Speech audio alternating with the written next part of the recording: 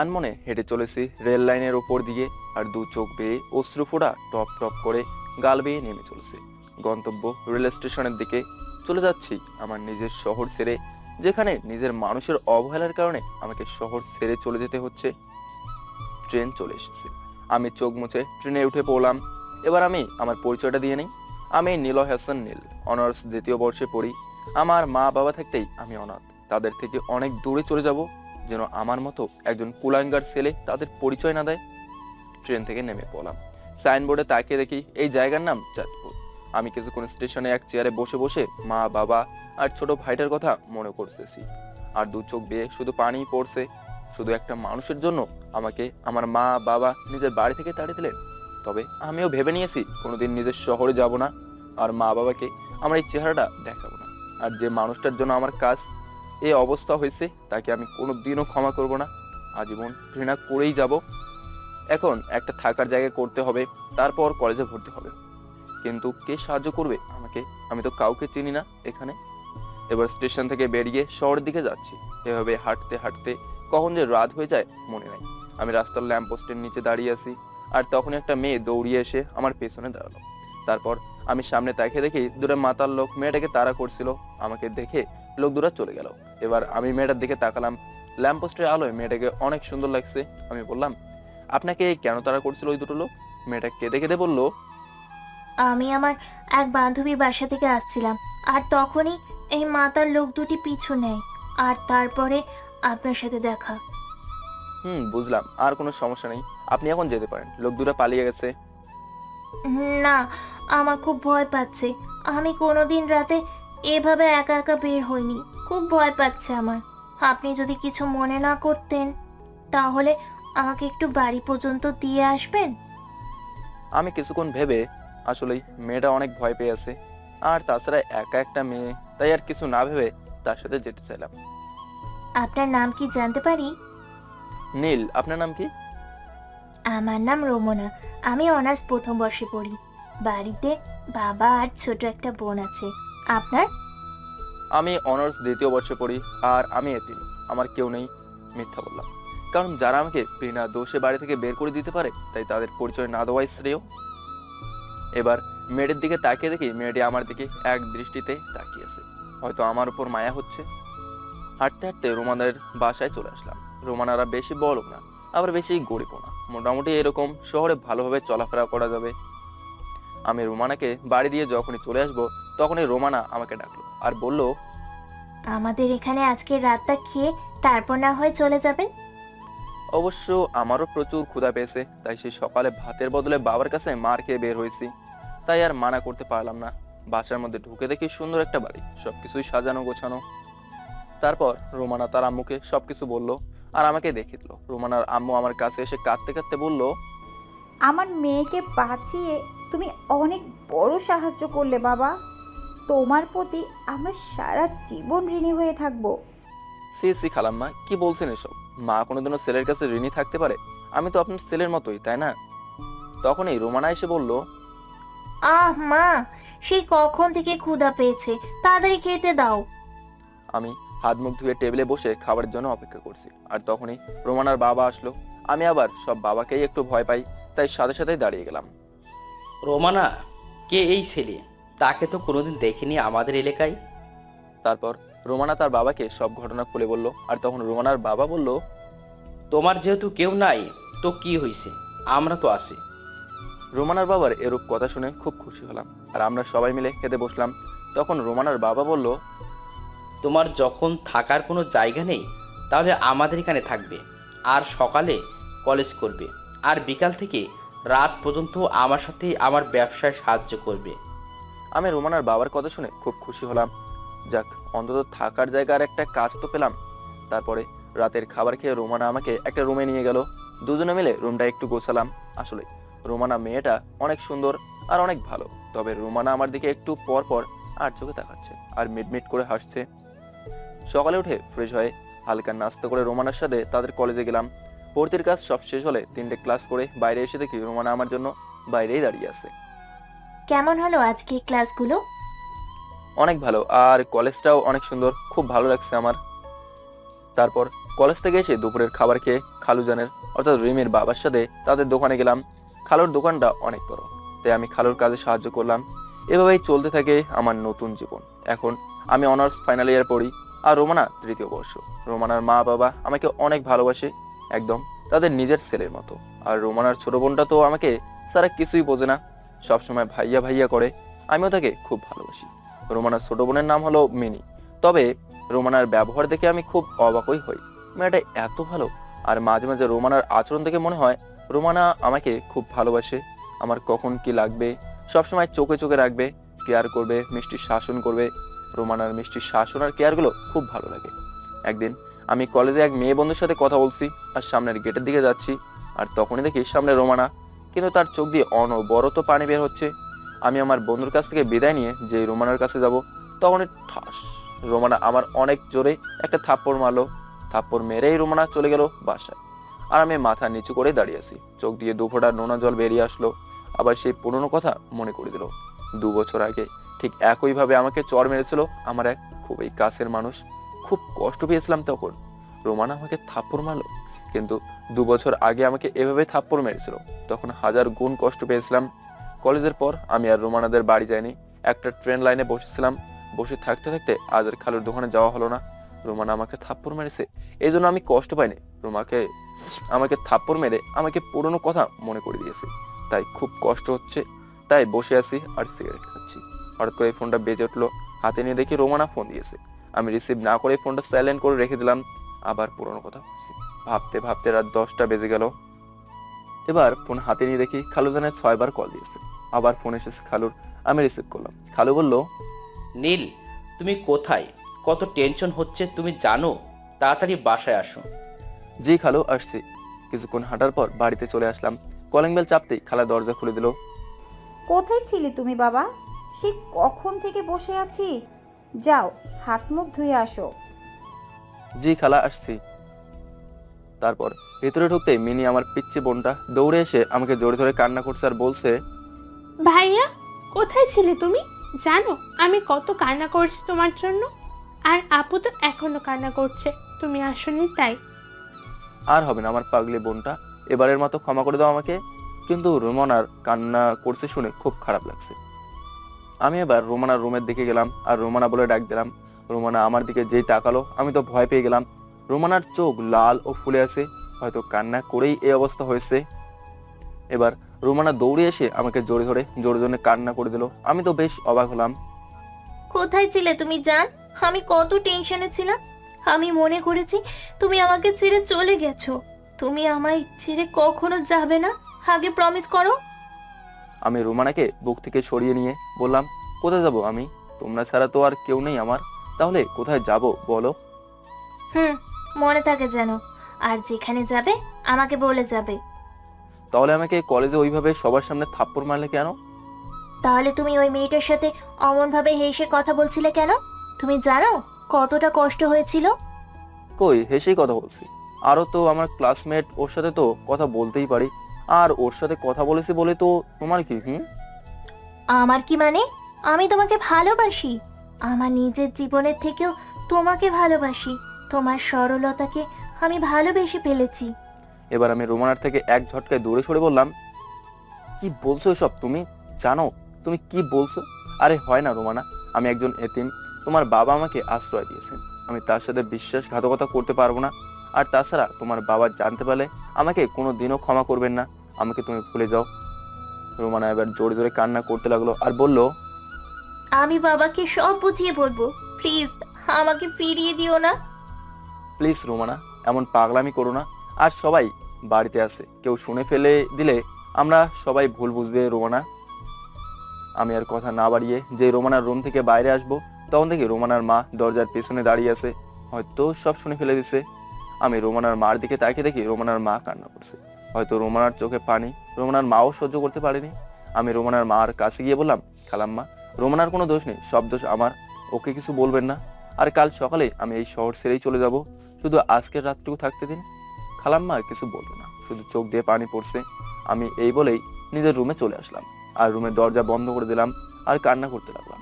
আবার সেই 2 বছর আগে পুরনো কথা মনে পড়ে গেল।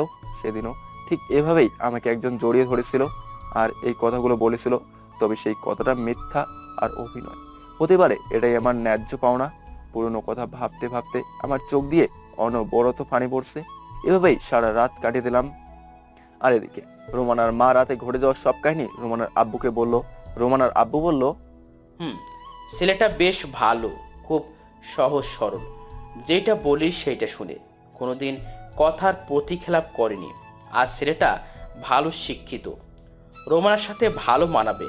আর মিনিকে একেবারে ছোট বোনের মতো দেখে। তাই ভাবছি কাল সকালে নীল এর সাথে কথা বলে রোমানার সাথে বিয়ের কথাটা সেরে ফেলবো।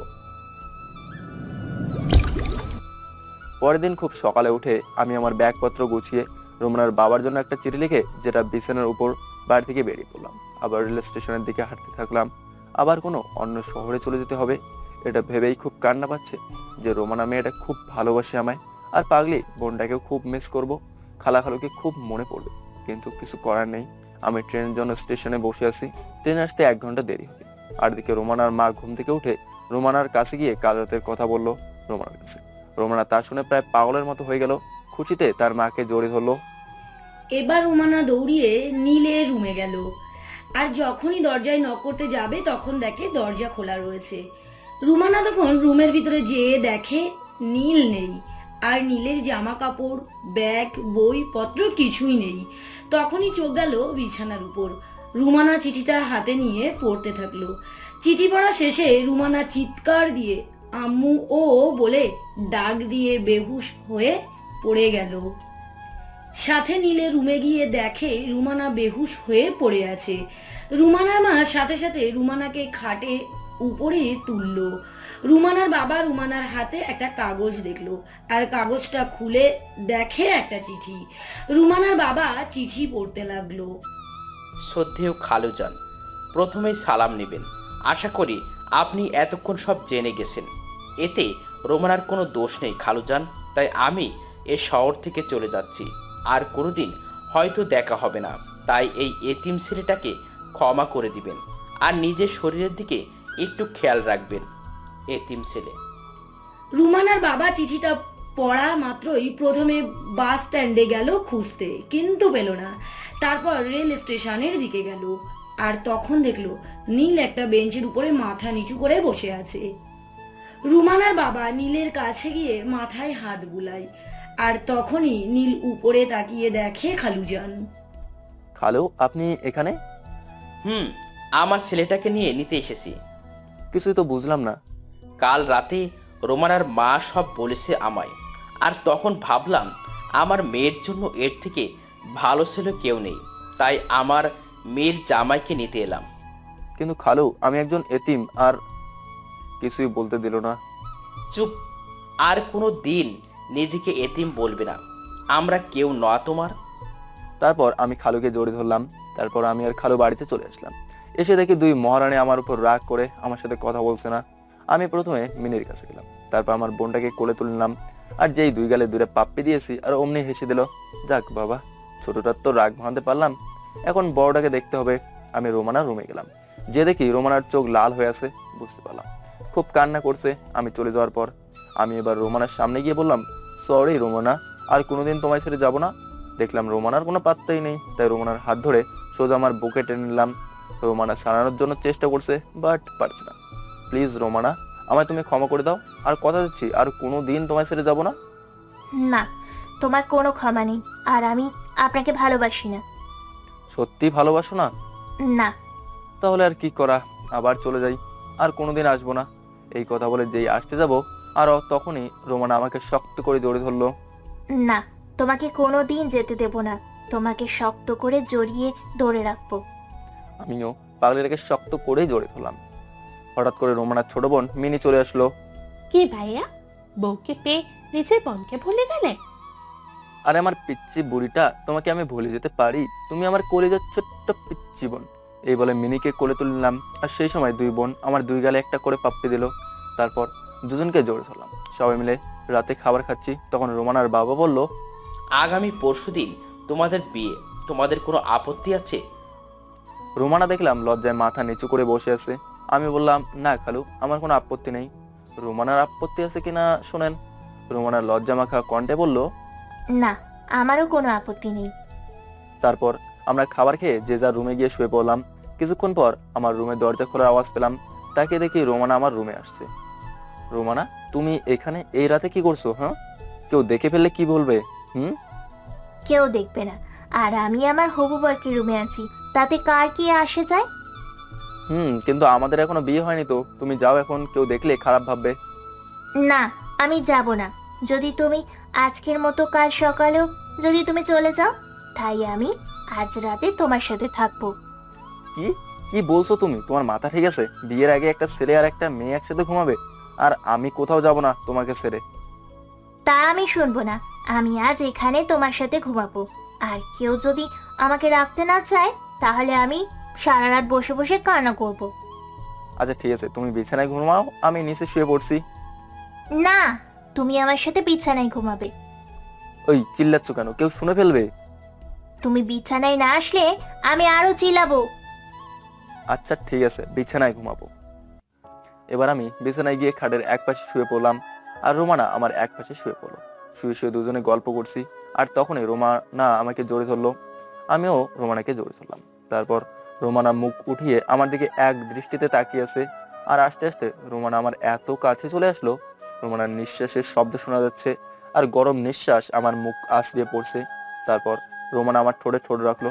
আহ, সে কি অনুভূতি, আপনারা না করলে কেউ বুঝতেই পারবেন না। এভাবেই প্রায় 8 মিনিট কিস করার পর রোমানা আমাকে ছেড়ে দিল। দুজন তখন প্রায় পাগলের মতো হাঁপাচ্ছি। তারপর রোমানা আমার বুকে মাথা রাখলো আর বলল, কখনো আমাকে ছেড়ে যাবে না তো? না পাগলি, আমার তোমাকে ছেড়ে কখনো যাব না।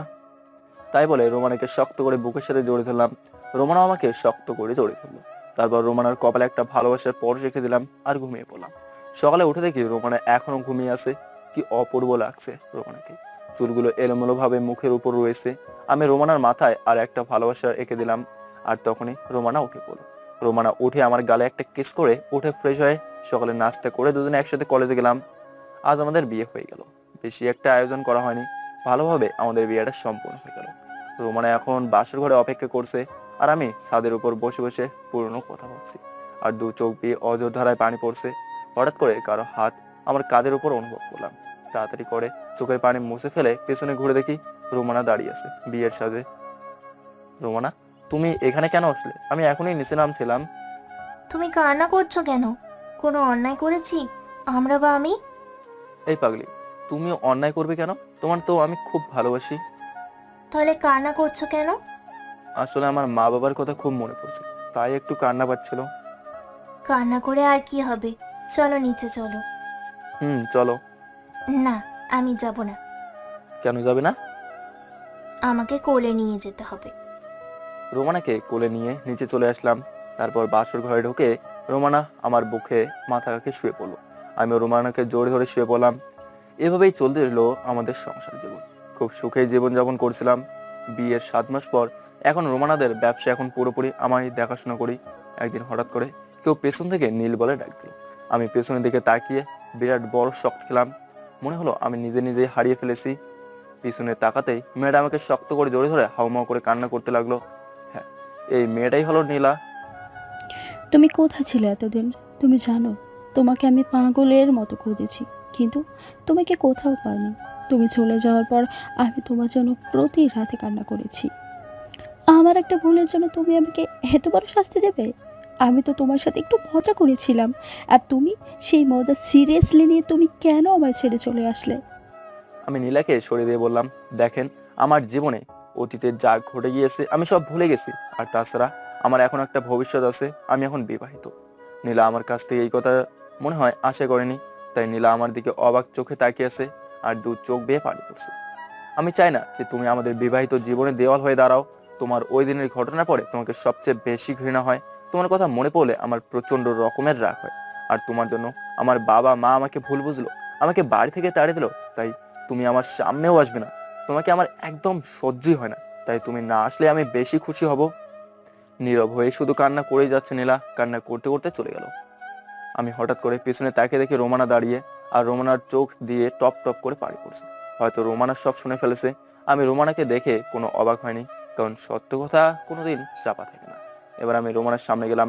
রোমানা আমাকে শক্ত করে জোরে ধরে কান্না করতে থাকলো। আমিও রোমানাকে শক্ত করে জোরে ধরলাম। কে ওই মেয়েটা তোমাকে জড়িয়ে ধরে ভালোবাসি বললো? আমার অতীত। তুমি তো বলেছিলে তুমি এতিম, তোমার কেউ নেই, তাহলে আমার সাথে মিথ্যা বললে কেন? আমি তখন পরিস্থিতির শিকার ছিলাম, আর আমার মা বাবা ছোট ভাই সবাই আছে। রোমানা এবার আমার শক্ত করে জোরে ধরে বলল, আমাকে ছেড়ে যাবে না তো কোনোদিন? না আমার পাগড়ি বউ, তোমাকে ছেড়ে আমি কোথাও যাব না। তাহলে আমাকে বলতে হবে তোমার অতীতের কথা। সব বলবো, আগে বাড়ি চলো। আমি আর রোমানা চলে আসলাম। এসে আমি আমার রোমানার কিছুক্ষণ ঘোরাঘুরি করলাম। এই সময় রোমানা আমার হাত শক্ত করে ধরে রেখেছিল। মনে হচ্ছে হাত ছাড়লে আমি হারিয়ে যাব। পাগলিটা আমাকে অনেক ভালোবাসে, আমিও পাগলিটাকে অনেক ভালোবাসি। কোথাও যাব না তোমাকে ছেড়ে। আমরা ঘোরাঘুরি করে রাতে বাড়ি এসে খাওয়া দাওয়া করে সবাই সোফায় বসলাম একসাথে। আর আমি বলতে লাগলাম আমার 2 বছর আগে পুরনো কথা। 2 বছর আগে মোবাইলে মেসেজের টুং টুং শব্দে ঘুম থেকে উঠে পড়লাম। দেখি মিষ্টি মেয়ে একটা আইডি থেকে মেসেজ এসেছে। Hi, hello. কেমন আছেন? জি ভালো, আপনি কেমন আছেন? ভালো। আপনার গল্পগুলো আমার কাছে অনেক ভালো লাগে। বলতে গেলে আপনার প্রেমে পড়ে গিয়েছি। কি বললেন? কার প্রেমে পড়ছেন আপনি? সরি, আসলে আপনাকে না, আপনার গল্পের প্রেমে পড়ে গিয়েছি। ও ধন্যবাদ, বাঁচালেন আমাকে। আমি তো ভয় পেয়ে গেছিলাম। এদিকে বারবার আম্মু ডাকছে, কলেজে দেরি হয়ে যাবে। ভাই আম্মু ডাকছে, কলেজ যেতে হবে। এই বলেই আমি অফলাইন হয়ে গেলাম। আমি ঘুম থেকে উঠে হালকা নাস্তা করে কলেজে চলে আসলাম। আমি আমার রুমে যেই ঢুকতে যাব তখন একটা মেয়ের সাথে ধাক্কা লেগে মেয়েটি পড়ে গেল। আমি সরি বলে চলে আসলাম আমার সিটে। আমি একবার পেছনে তাকিয়ে দেখি মেয়েটার রাগী চেহারায় আমার দিকে তাকিয়ে রয়েছে। আমি এত কিছু না ভেবে ক্লাসে মনোযোগ দিলাম। এভাবেই সব ক্লাস করে কলেজ থেকে বাড়ি আসছি। তখনই আমার পেছন থেকে কে যেন শার্টের কলার ধরে টেনে ধরলো। আমি পেছনে ঘুরতে দেখি সকালে যে মেয়েটা ধাক্কা খেয়েছি সেই মেয়েটি। ওই সকালে আমাকে ওইভাবে ধাক্কা দিয়ে ফেলে চলে গেলি, আবার আমাকে না তুলে চলে গেলি কেন? সরি বললাম তো তখন, তাহলে আবার কেন আমার শার্টের কলার ধরলেন? মেয়েটা ঠাস করে একটা চর মেরে দিল। এই পেছি, তুই জানোস আমি তোর সিনিয়র, আর তুই আমাকে তুই করে বললি? দাঁড়া, তোর কি অবস্থা করে দেখ। তাই বলে আরো একটা চর মারলো। আর যেন আমি ওদের সামনে না যাই, এই কথা বলেই ওরা চলে গেল। আর আমি ওখানে মাথা নিচু করে দাঁড়িয়ে থাকলাম। তবে মেয়েটা রাগলে খুব সুন্দর লাগে, একদম আমার স্বপ্নের রাজকুমারী। রাগলে তার ঠোঁট দুটো একদম লাল হয়ে যায়। আমি তো রাজকুমারের প্রেমে পড়ে গেলাম। মনে হচ্ছে গাল দুটো ধরে শুধু চুমু খাই। আমি চলে আসছি। তখন আমার এক বন্ধু বলল, কিরে, নীলা তোকে মারলো কেন? তাহলে মেয়েটার নাম নীলা? বাহ, নামের সাথে চেহারারও কত মিল। কিরে, কি ভাবছিস? আর জানিস নীলাকে? নীলা হলো এই এলাকার নেতার মেয়ে, সেই জন্য এত দিমাগ ওর। সব ছেলেরা ওকে ভয় পায়। কিন্তু আমি ভয় পাই না দোস্ত, তুই আমাকে নিয়ে চিন্তা করিস না। দেখিস একদিন নীলা তোর ভাবি হবে। মানে কি বলতে চাস তুই? আমি তো কিছু বুঝতে পারছি না। আমার নীলাকে খুব ভালো লেগেছে। তার রাগী মাখার চেহারাটা যেন কোনো রাজকুমারী। নীলার রাগলে তার গাল দুটো লাল হয়ে যায়। নীলার বাবা জানলে কিন্তু তোকে ছাড়বে না। সে পরে দেখা যাবে, চল আগে দুটো সিগারেট খেয়ে বাসায় চল। তারপর সিগারেট শেষ করে আমি বাসায় চলে আসলাম।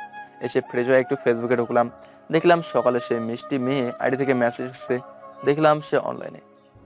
আপনি কোন কলেজে পড়েন? KMH সরকারি কলেজ। আপনি কোন কলেজে পড়েন? ও মাকো, আমিও তো ওই কলেজেই পড়ি। কোন ইয়ারে পড়েন আপনি? অনার্স তৃতীয় ইয়ারে। আর আপনি কোন ইয়ার? আমি সেকেন্ড ইয়ার। তাহলে কাল সকাল 10টায় বড় আম গাছের নিচে আসবেন। আমি আপনাকে দেখব। যে এত সুন্দর গল্প লেখে তাকে একটু দেখব। ঠিক আছে, আসবো এখন, বাই। পরের দিন আমি একটু দেরি করেই কলেজে গেলাম। যে দেখি নীলা সেই আম গাছের নিচে একা দাঁড়িয়ে আছে, আর মনে হয় কার জন্য অপেক্ষা করছে। তারপর আমাকে সে মেয়েটি মেসেজ দিল, লেখক সাহেব, কোথায় আপনি? আপনি কোথায় আছেন? আর আমি কলেজে চলে আসছি। আমি আম গাছের নিচে দাঁড়িয়ে আছি। আমি আবার গাছের নিচে তাকালাম, দেখি নীলা স্যার আর কেউ নেই। এবার আমি মনে মনে একটু খুশি হলাম। তাও শিওর হওয়ার জন্য আমি আবার ওকে মেসেজ দিলাম, আপনি কি হলুদ ড্রেস পরে আছেন? তাহলে আপনি চলে আসেন, আমি আপনাকে দেখব। এবার আমি মনে মনে লুঙ্গি ড্যান্স দিচ্ছি। ও সরি, প্যান্ট ড্যান্স দিচ্ছি। লুঙ্গি তো পরিনি, তাই প্যান্ট পরে একটু ড্যান্স দিলাম। তখন আমি ভাবলাম ওকে এভাবে দেখা দেওয়া যাবে না, আমাকে সবার সামনে চর মারা, তাই না? এবার দেখো আমি কি করি ম্যাডাম। আমি আপনার সাথে দেখা করতে পারবো না। কেন পারবেন না? আমি কি কোনো অপরাধ করেছি? আপনার অনেক দোষ আছে। কি অপরাধ বলেন? সত্যি যদি আমি কোনো অপরাধ করে থাকি তাহলে সেইগুলো আমি সব শুধরে নেব। তুমি তোমার বাবার পাওয়ার কলেজে দেখাতে পারবে না, আর সবার সাথে ভালো ব্যবহার করতে হবে। আর গতকাল যাকে কলেজের শেষে চর মারছো তাকে সরি বলতে হবে, আর তার ফ্রেন্ডশিপ করতে হবে। যদি এসব কথা মানতে পারো তাহলে আমার সাথে তুমি দেখা করতে পারবে। আমি রাজি, আমি সব করতে পারবো। তারপর আমি ক্লাসরুমে যাচ্ছি, তখন নীলা আমার সামনে আসলো। ওই পিচ্ছি শোন, জি বলেন। কাল তোকে চড় মারার জন্য সরি। আর আমরা কি ফ্রেন্ড হতে পারি? আমার দিকে হাত বাড়িয়ে এবার আমি না করে দিলাম। নীলাকে একটু ভোগাতে হবে, আমিও কম কিসের, আমাকে চর মারা, তাই না? এবার দেখবে কত ধানে কত চাল। কেন করবে না আমার সাথে বন্ধুত্ব? আর আমি বললাম তো কালকের জন্য সরি। আমি আপনার সাথে বন্ধুত্ব করব না, আপনি একটু ভালো না, সবসময় ছেলেদের সাথে খারাপ ব্যবহার করেন, যদি আবার আমার সাথেও করেন। আমি বললাম তো সরি।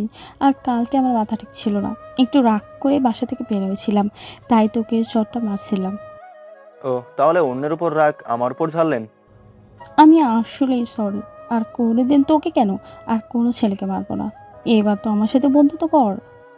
ওকে, বন্ধু করতে পারি, কিন্তু আমার একটা শর্ত আছে। কি সত্য বলো? আমি যা বলবো তাই শুনতে হবে, আর এসব ছেলেদের কাপড় পরা যাবে না, আর সবার সাথে ভালো আচরণ করতে হবে। ওই পিছি, তুই আমায় হুকুম করার কে? আর আমি তোর কোনো কথা মানতে পারবো না। ওকে, তাহলে আমিও তোমার সাথে বন্ধুত্ব করতে পারবো না। নীলা নিচের দিকে তাকিয়ে কিছুক্ষণ ভেবে বলল, আচ্ছা, তোর সত্যি আমি রাজি। আচ্ছা আমি এখন ক্লাসরুমে যাই। আর হ্যাঁ, আর একটা কথা, কথাটা হচ্ছে কলেজ শেষে আমার জন্য দাঁড়িয়ে থাকবা, একটা কাজ আছে। তাই বলে আমি ক্লাসরুমে চলে আসলাম। আসলে নীলা জানে না যে ফেসবুকে নিলয় হাসান নীল আর আমি একই মানুষ। আসলে কোনোদিন পিক দিইনি তো তাই চিনতে পারিনি। এসে দেখি স্যার এখনো ক্লাসে আসেনি, তাই একটু ফেসবুকে ঢুকলাম। ফেসবুকে ঢুকে দেখি নীলা মেসেজ দিয়েছে আর অ্যাক্টিভ আছে। তুমি যা বলছো আমি তাই করেছি। আমি ওই ছেলেটার সাথে বন্ধুত্ব করেছি। এবার তো তুমি আমার সাথে দেখা করো। আমি বলেছি তো আমার যখন সময় হবে তখন আমি নিজেই তোমার সাথে দেখা করব। তোমাকে যে কাজটুকু করতে দেওয়া হয়েছে সেটুকু আগে করো। তাই বলে আমি অফলাইন হয়ে গেলাম আর ক্লাসে মনোযোগ দিলাম। ক্লাস শেষে আমি বাইরে এসে দেখি নীলা একা একা সে বড় আম গাছটার নিচে দাঁড়িয়ে আছে। আমি নীলার কাছে গিয়ে বললাম, চলো আজ দুজনে মিলে ঘুরতে যাব, আর ভালো একটা রেস্টুরেন্টে দুপুরে খাবার খাবো। নীলা আমার কথা শুনে সোজা আমার কলার ধরে বলল, কি কি বললি তুই? আমি তোর সাথে ঘুরতে যাব? তুই ভাবলি কি করে? ঘুরতে না গেলে বন্ধুত্ব আমি করবো না তোমার সাথে। তারপর নীলা কিছুক্ষণ ভেবে বলল, ওকে, আমি রাজি। তারপর আমি আর নীলা একটা রিক্সায় উঠে চলে আসলাম একটা নদীর তীরে। রিক্সায় আসার সময় নীলা আমার সাথে একটা কথাও বলেনি। তারপর আমরা একটা নদীর তীরে চলে আসলাম। নীলা নদীর তীরে দাঁড়িয়ে আছে, আর নীলার চুলগুলো বাতাসে এলোমেলো ভাবে উড়ে বেড়াচ্ছে। আর নীলা সেই চুলগুলো কানের নিচে নিয়ে আসতেছে, এসে বারবার চুল ঠিক করতে ব্যস্ত হয়ে পড়ছে। নীলাকে কি সুন্দর লাগছে, মনে হচ্ছে আমি পেছন থেকে আলতো করে জোরে ধরে 1000 বার আমি তোমাকে বলি ভালোবাসি। কিন্তু ইচ্ছা থাকলে উপায় নেই। নীলা বলল, ওই, তোর নাম কি? আমার নাম নিলয় হাসান নীল। তারপর নীলা আমার দিকে কেমন দৃষ্টিতে তাকিয়ে রইলো। তারপর আর একটু ঘোরাঘুরি করে চলে আসলাম একটা রেস্টুরেন্টে গিয়ে, তারপর কিছু খাবার খেয়ে যে যার বাড়ি চলে আসলাম। বাড়ি এসে ফ্রেশ হয়ে বিকালে বন্ধুদের সাথে একটু আড্ডা দিচ্ছি আর সিগারেট টানছি। আসলে আমি একটু একটু সিগারেট টানি। আর রাতের খাবার খেয়ে শুয়ে শুয়ে ফেসবুক থেকে লগ ইন করলাম। নীলার সাথে কিছু কথা বলে ঘুমিয়ে পড়লাম। পরের দিন সকালে ঘুম থেকে উঠে ফ্রেশ হয়ে কলেজে চলে আসলাম। কলেজে এসে দেখি নীলা এখনো আসেনি, তাই একটা বন্ধুর সাথে আড্ডা দিচ্ছি। তখনই নীলা আসলো। নীলাকে আজ কালো ড্রেস পরে আসছে, অনেক সুন্দর লাগছে, মনে হচ্ছে আমার স্বপ্নের রাজকুমারী। তারপর নীলা তার বান্ধবীদের কাছে গেল আর মোবাইলের দিকে তাকিয়ে আছে, মনে হয় ফেসবুকে অ্যাক্টিভ আছে। তাই আমিও ফেসবুকে লগ ইন করলাম আর মেসেজ দিলাম, আজ তোমাকে অনেক সুন্দর লাগছে, এমনভাবে কলেজে আসলে তো আমি তোমার প্রেমে পড়ে যাব। আর তুমি চোখে কাজল দাওনি কেন? এর পরের বার যেন দুই চোখে কাজল পড়তে ভুল না হয়। এবার দেখি নীলা আশেপাশে হয়রানি হয়ে আমাকে খুঁজছে, কিন্তু পাচ্ছে না। তখন আবার নীলা মেসেজ দিল, কোথায় তুমি? প্লিজ একবার আমার সামনে আসো, তোমাকে দেখতে খুব ইচ্ছে করছে। আমাকে খুঁজে লাভ নেই, আর আমি সময় হলেই তোমাকে দেখা দেবো। এই বলে আমি অফলাইন হয়ে গেলাম আর আমি নীলার সামনে গেলাম। আমি যাওয়াতে নীলা কিছুটা বিরক্ত হলো মনে হলো। তারপর কিছু কথা বলে আমি চলে আসলাম আমার ক্লাসরুমে। ক্লাস 3টা শেষ হওয়ার পর স্যার একটু আসতে লেট হচ্ছে বলে আমরা সবাই বসে আছি, আড্ডা দিচ্ছি। তখন দেখি নীলা আর তার বেশ কয়েকটা বান্ধবী আসলো আমাদের রুমে আর সবার উদ্দেশ্যে বলল, এখানে নীলা হাসান বলে কেউ আছে? সবাই বলল, না চিনি না। আসলে আমার কলেজে অন্য নাম দেওয়া আছে, তাই সবাই সেই নামেই চেনে। আর নীল হাসান এই নামটা আমার কয়েকটা বন্ধু ছাড়া কেউ জানে না। তারপর নীলা মোবাইলটা বের করে আমার আইডিটা বের করে বলল, এই আইডিটা কে ছিল? এই আইডিটা নীলা হাসানের। আর নীলা হাসান আমাদের কলেজে পড়ে। কেউ জানতে পারলে আমাকে জানাবে। আর তখনই আমাদের ক্লাসের সেরা সুন্দরী বলল, এই নীলয় হাসান আমাদের কলেজে পড়ে? আমি তো ভাবতেই পারছি না। আমি নীলয় হাসানের বিরাট বড় ফ্যান। নীলয়ের সব গল্পই আমি পড়ি। নীলয়কে যদি কখনো খুঁজে পান তাহলে আমাকে একটু জানাবেন আপু, প্লিজ প্লিজ। আমি তো অবাক। আজ আমি যদি আমার প্রোফাইলে আমার নিজের পিক দিতাম তাহলে অন্তত আজ সিঙ্গেল থাকতে হতো না। এখন নিজের কপালে নিজেই চর মারতে ইচ্ছা করছে। তারপর কলেজ শেষে আমি বাড়ি এসে ফ্রেশ হয়ে দুপুরের খাবার খেয়ে একটা ঘুম দিয়ে বিকালে বন্ধুদের সাথে আড্ডা দিতে গেলাম। আড্ডা দিয়ে এসে রাতের খাবার খেয়ে রুমে গিয়ে ফেসবুকে লগ ইন করলাম। তখন থেকে নীলা অ্যাক্টিভ রয়েছে। আমি নীলাকে মেসেজ দিলাম, তুমি আমাকে ওভাবে প্রতিটা ক্লাসে খুঁজছিলে কেন? তুমি ভালো করেই জানো আমাকে তুমি পাবে না। তোমাকে দেখতে খুব ইচ্ছে করছিল, তাই নিজেকে আর সামলাতে পারিনি। আর যেন কোনোদিন তোমাকে এভাবে আমাকে খুঁজতে না দেখি। আমার সময় হলে আমি নিজেই তোমার সাথে দেখা করতে নেব। আর কিছু না বলে চ্যাট অফ করে ঘুমিয়ে পড়লাম। এভাবেই আমার আর নীলার মেসেঞ্জারে নিয়মিত কথা হয়। নীলা আমাকে অনেক কেয়ার করে, অনেক শাসন করে। নীলা মনে হয় আমাকে ভালোবাসে। নীলার কথাতে অনেক বুঝতে পারি যে নীলা আমাকে ভালোবাসে। আর এদিকে নীলার সাথে আমার ভালোই বন্ধুত্ব তৈরি হয়েছে। আমাকে দেখে আর বিরক্ত হয় না। আজ কলেজ শেষে বিকালে বন্ধুদের সাথে আড্ডা দিতে গেছি। আর আমার এক বন্ধুর সাথে কোনো একটা বিষয় নিয়ে অনেক কথা কাটাকাটি হয়। তাই আমি রাগ করে বাড়ি চলে আসলাম। এসে কিছুই ভালো লাগছে না, তাই ঘুমিয়ে পড়লাম। আজ আর নীলার সাথে কথা হলো না। এভাবেই 2 দিন আমি কলেজে যাইনি, আর ফেসবুকেও লগ ইন করিনি। আজ 2 দিন পর আমি কলেজে যাচ্ছি। কলেজের গেট দিয়ে ঢুকতে যাব, তখনই দেখি নীলা গেটের কাছে দাঁড়িয়ে আছে। আমি নীলার চোখের দিকে তাকিয়ে রীতিমতো ভয় পেয়ে গেছি। চোখ দুটো লাল আর ফুলে আছে। মনে হয় 2 দিন ধরে শুধু কান্নাই করছে। নীলা, তোমার কি হয়েছে? তোমার চোখ ফুলে আছে কেন? তারপর নীলা সোজা আমার কলার ধরে টানতে টানতে 5তলা একটা বিল্ডিং এ নিয়ে যায়। এখানে সাধারণত কেউ আসে না, আর কোনো ক্লাসও হয় না। কি ব্যাপার, তুমি আমাকে এখানে নিয়ে আসলে কেন? নীলা ঠাস ঠাস করে আমার গালে দূরে চড় বসিয়ে দিয়ে বলল, তুই ভেবেছিস কি? হ্যাঁ, তোকে আমি খুঁজে পাবো না? তুই আমার সাথে খেলা করেছিস। তুই আমাকে ইমোশনাল করেছিস, আমাকে ব্ল্যাকমেল করে আমাকে কান্নার কষ্ট দুটাই করেছিস। কি বলছো তুমি? আমি তো কিছুই বুঝতে পারছি না। আর তুমি কান্না করছো কেন? নীলা সোজা আমার কলার ধরে বলল, ওই, আমি কি বলছি মানে তুই কিছুই বলতে পারছিস না? তোকে আমি ভালোবাসি, তুই বুঝিস না? তোকে এত কেয়ার করি, এত শাসন করি, কি জন্য তুই জানিস না? আর এসব করে কাদের? যারা নিজের জীবনের থেকেও তাদের কাছে প্রিয়, তাদের কেয়ার করে। তুই কেন বুঝিস না? আমি তোকে অনেক ভালোবাসি। আমিও তোমাকে অনেক ভালোবাসি রে পাগলি। সেজন্যই তো তোর সাথে বেশি কথা বলতাম না। এবার নীলা দৌড়ে এসে আমাকে শক্ত করে জড়িয়ে ধরলো। আমিও আমার পাগলিটাকে শক্ত করে জড়িয়ে ধরলাম। তুমি আমার সাথে এমন করলে কেন? তুমি সেদিন কেন আমার সামনে আসলি না বলো? আমার বুকে মাথা লুকিয়ে বলল, আমি এমন করেছি কারণ সেদিন তুমি আমাকে সবার সামনে চড় মেরেছিলে, আর তোমার অহংকার ভেঙে ফেলার জন্য। I love you Babu. I love you two বাবু। এভাবেই কিছুক্ষণ থাকার পর দেখি নীলার বাবা, নীলার বড় ভাই আর আমার সেই বন্ধু চলে আসছে। আমি সাথে সাথে নীলাকে ছেড়ে দিলাম। আর নীলার বাবা বড় একটা নেতা। এবার নীলার ভাই আরো কিছু লোকজন আমাকে মাটিতে মারতে লাগলো। আর নীলার বাবা নীলাকে টানতে টানতে নিয়ে গেল। আর এদিকে মার খাওয়ার জন্য আমার নাক মুখ দিয়ে অনেক রক্ত পড়তে লাগলো। তবুও তারা একই ভাবেই মেরে যাচ্ছে। কখন যে বেহুশ হয়ে গেছি মার খেতে খেতে। আমি বেহুশ হয়ে যাওয়ার পরেও মনে হয় আমাকে অনেক মেরেছে। তারপর আমার যখন জ্ঞান ফিরলো তখন আমি নিজেকে প্রিন্সিপালের অফিসে আবিষ্কার করলাম। আস্তে আস্তে যখন চোখ খুললাম তখন সামনে দেখি নীলার আব্বু আর তার বড় ভাই আছে। আর এদিকে দেখি আমার আব্বু আর আমার আম্মু রয়েছে। আম্মু আমাকে চোখ খুলতে দেখে একভাবে কান্না করেই যাচ্ছে। খুব কষ্ট হচ্ছে উঠতে, শরীরে খুব ব্যথা, কোনোভাবেই উঠতে পারছি না। তখন আমার মা আমাকে সাহায্য করতে আসছিল, তখন বাবা মাকে আটকে দিল। আব্বু মনে হয় আমার উপর অনেক রাগ করে আছে। এবার আমি নীলার দিকে তাকালাম, দেখি নীলা চুপ করে মাথা নিচু করে দাঁড়িয়ে আছে আর চোখ দুটো লাল ও ফুলে আছে। এবার নীলার বাবা বলা শুরু করলো, দেখুন প্রিন্সিপাল সাহেব, আমি আপনাকে অনেক সম্মান করি, সেহেতু আপনার ওপর কোনো কথা বলবো না আমি। এই ছেলে আমার মেয়েকে গত 6 মাস ডিস্টার্ব করছে আর বারবার প্রেমের প্রস্তাবও দিয়েছে। আমার মেয়ে যখন তার কথায় রাজি হয়নি তখন সে আমার মেয়েকে একা ডেকে নিয়ে গিয়ে ধস্তাধস্তি করার চেষ্টা করে। এখন আপনি যা মনে করেন তাই বিচার করুন। চাইলে আমার মেয়ে নীলাকে প্রশ্ন করতে পারেন। আমার কথা বলার কোনো শক্তি নেই, খুব পানির তৃষ্ণা পেয়েছে, গলা একদম শুকিয়ে গেছে, কোনো কথা বলতে পারলাম না। এবার আমাদের প্রিন্সিপাল নীলাকে প্রশ্ন করলো, নীলা মামনি, তোমার বাবা যা বলল সব কি সত্যি কথা? নীলা মাথা নিচু করে চুপ করে আছে। তুমি ভয় পাচ্ছ মামনি? এখানে ভয় পাওয়ার কি আছে? তুমি নির্ভয়ে বলো মামুনি, কেউ তোমাকে কিছু বলবে না।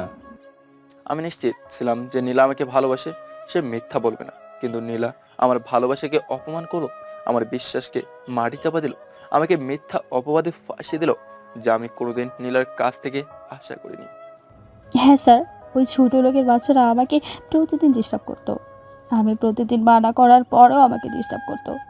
আজ আমি ওকে চড় মারতে গিয়েছি, তখন আমাকে টানতে টানতে 5 তলায় নিয়ে গিয়েছে আমাকে। আমি নীলার কথা শুনে আমার মাথায় আকাশ ভেঙে পড়লো। আমি এক দৃষ্টিতে নীলার দিকে তাকিয়ে আছি। নীলা আমাকে এভাবে মিথ্যা অপবাদ দেবে আমি কখনো স্বপ্নেও ভাবতে পারিনি। নীলার কথা শুনে আমার ভীষণ কষ্ট হচ্ছে, আমার বুকের মধ্যে অজানা একটা ব্যথা উঠলো। নীল, তোমার থেকে আমি এরকম আশা করিনি। তোমাকে এখন এই কলেজ ছেড়ে চলে যেতে হবে, তাও আবার বিনা নোটিশে। আমি স্যারের কথায় খুব বেশি একটা কষ্ট পাইনি, যতটুকু কষ্ট নীলার আচরণে পেয়েছি। আমার বাবা মা কোনো কথা বলেনি, মাথা নিচু করে দাঁড়িয়ে আছে, আর আমার মা কান্না করেই যাচ্ছে। বাবা মা আমাকে রেখে তারা বাড়ি চলে আসলো, আর নীলাকে তার বাবা আর ভাই নিয়ে গেল। নীলা আমার দিকে অবাক দৃষ্টিতে তাকিয়ে আছে, কিন্তু তার এইভাবে তাকানো দেখে নীলার প্রতি আমার প্রচন্ড ঘৃণা হতে লাগলো। হ্যাঁ, এই মেয়েকে আমি সবচেয়ে বেশি ঘৃণা করি। সে আমাকে এভাবেই ঠকাতে পারলো, কিভাবে পারলো এই কাজটা? নীলা, আমি আবার কান্না শুরু করে দিলাম। তখন আমার বেস্ট ফ্রেন্ড এসে আমাকে ধরে ওঠালো, কিন্তু আমার ওঠার শক্তিটুকুও নেই, প্রচন্ড কষ্ট হচ্ছে উঠতে। তারপর রাজু আর আমার একটা বন্ধু আমাদের বাড়িতে নিয়ে এলো। বাড়ি আসতেই আবার বাবার হুঙ্কার শুনতে পেলাম। এই জানোয়ারটাকে কেন নিয়ে এসেছিস? এই হারামির বাচ্চাটার কোনো জায়গা নেই আমার বাড়িতে। আজ তোর জন্য আমার মান সম্মান সবকিছু তুই শেষ করে দিয়েছিস। তোর জন্য এই প্রথম আমার মাথা নিচু হয়েছে। তোকে আমার ছেলে হিসাবে পরিচয় দিতে ঘৃণা হচ্ছে। তোর এই বাড়িতে কোনো জায়গা নেই। তুই বেরিয়ে যা আমার বাড়ি থেকে। আজ থেকে আমাদের কোনো ছেলে নেই। তুই বেরিয়ে যা আমার বাড়ি থেকে। মা কয়েকবার বাবাকে বোঝানোর চেষ্টা করছে, কিন্তু লাভ হলো না। আমার মাকে শেষবারের মতো কথা বলতে দিল না। আমি কান্না করতে করতে চলে আসলাম বন্ধুদের সাথে বন্ধুর বাড়ি। আমি যদি সুস্থ থাকতাম তাহলে আমার বাবাও মনে হয় মারতো, কিন্তু আমার এই অবস্থা দেখে হয়তো আমাকে আর মারেনি। আজ থেকে আমি এতিম হয়ে গেলাম, কেউ নেই আমার এই পৃথিবীতে। সবাই আমাকে ভুল বুঝে অবহেলা করলো। সবকিছু মেনে নেওয়া যায়, কিন্তু আপন জনের অবহেলা মেনে নেওয়া যায় না। প্রচন্ড কষ্ট হচ্ছে আমার, এক পা হাঁটার শক্তি নেই আমার। সব বন্ধুরা আমাকে সাহায্য করে আমার বন্ধু রাজু তার বাসায় নিয়ে আসলো। রাজু সব জানতো আমার আর নীলার ব্যাপারে। আমি কিছুদিন রাজুদের বাসায় থেকে সুস্থ হয়ে এলাম। আমার প্রতিরাতে প্রচন্ড কান্না পেত, সেই কান্না দেখার মতো কেউ নেই। নীলার প্রতি আমার প্রচন্ড ঘৃণা জন্মাছে, আর আমার বাবার প্রতি খুব অভিমান সৃষ্টি হলো। আজ 15 দিন পর একটু সুস্থ হলাম, তাই আমি আমার বন্ধু রাজুর সাথে কলেজে গেলাম টিসি নিয়ে আসতে। আমি আস্তে আস্তে গেট দিয়ে ঢুকলাম। সবাই কেমন করে যেন আমার দিকে তাকিয়েছে। একটু সামনে যেতেই দেখি নীলা আমার সামনে দাঁড়িয়ে আছে। আমার তখন রাগটা চরমে উঠে গেল। আমি রাগটাকে কন্ট্রোল করে পাশ কেটে চলে আসতে যাব, তখনই নীলা আমার পেছন থেকে জোরে ধরলো। এক ঝটকায় নীলাকে সরিয়ে দিলাম। নীল, আমার কথাটা শোনো প্লিজ। এখানে আমার কোনো তো চুপ, আর একটাও কথা বলবি না। তোমায় নিজের থেকেও বেশি ভালোবাসতাম। সেদিন তোমার বলা কথাগুলো শুনে আমি প্রায় মৃত হয়ে গেছি। তোমার জন্য আমার মা বাবা আমাকে ভুল বুঝে বাসা থেকে বের করে দিয়েছে। তোমার জন্য আমার বাবা মার সম্মান নষ্ট হয়েছে। কি চাও তুমি বলো? এই ছোট লোকের বাচ্চাটার মৃত্যু চাও তুমি? ওকে, মরে যাবো আমি, তার আগে তুমি তোমার এই চেহারাটা আমাকে আর দেখাবে না। আর তোমাকে আগেই আমি নিজের থেকে বেশি ভালোবাসতাম, আর এখন আমি পৃথিবীর সব থেকে বেশি ঘৃণা করি তোমাকে। তোমার ওই মিথ্যা আড়ালে চলনাময়ী চেহারাকে আমাকে আর দেখাবেই না। আর আমার ছোট লোকের বাচ্চার মতো চেহারা তোমাকে আর কোনো দিনও দেখাবো না। তাই আমি টিসি নিতে আসছি। আমি নীলাকে কিছু না বলেই প্রিন্সিপালের রুমে চলে আসলাম। তবে নীলা আমাকে অনেক কিছুই বলতে চেয়েছিল, আমি কিছুই বলতে দেইনি। কি হবে ওর ছলনাময়ীর কথা শুনে? যদি আবার ওর ওপরে মায়া বাড়ে? আমি প্রিন্সিপালের রুমের থেকে চলে আসলাম। নীলা আমাকে কয়েকবার ডাকলো, আমি না শুনেই চলে আসলাম রাজুর বাসায়। দুপুরে খেয়ে ঘুমিয়ে আসি। হঠাৎ কেউ আমার শার্টের কলার ধরে টানতে টানতে বাইরে নিয়ে আসলো।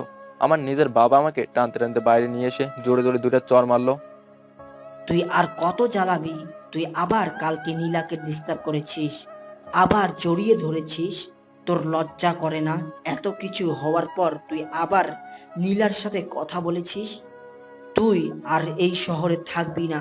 তুই এখনই এই শহর থেকে চলে যাবি। তোর মুখ আমি আর কোনোদিন দেখতে চাই না। তুই আজই চলে যাবি। এই বলেই বাবা চলে গেল, আর আমি জায়গায় দাঁড়িয়ে রইলাম, একভাবেই কান্না করতে থাকলাম। আর নীলার উপর আরো বেশি ঘৃণা হতে লাগলো। নীলা এটা না করলেও পারতো, আমি রাজুর কাছ থেকে বিদায় নিয়ে রেল লাইন দিয়ে হাঁটছি বর্তমান। আর আপনারা তারপরে কি হয়েছে সবই তো জানেন। আমার চোখ দিয়ে টপ টপ করে পানি পড়ছে, দু চোখ দিয়ে। আর রোমানা আর তার বাবা মা তিনজনেই কান্না করছে। রোমানার বাবা বলল, তোমার সাথে যা হয়েছে তা খুব খারাপ হয়েছে।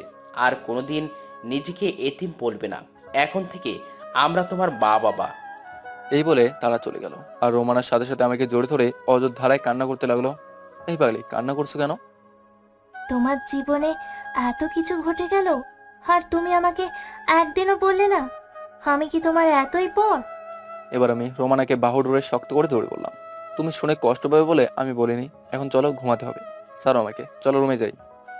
না, ছাড়বো না। আমি তোমাকে সারা জীবন ধরে রাখবো। কাল থেকে ব্যবসা দেখা বন্ধ। তোমাকে আমি সব সময় জড়িয়ে ধরে রাখবো। আমি পাগলিটার কথা শুনে হাসছি, কত ভালোবাসে আমাকে। তারপর রোমানাকে কোলে তুলে নিয়ে রুমে আসলাম আর শুয়ে পড়লাম। তবে রোমানা আমার বুকে মাথা দিয়ে শুয়ে পড়লো।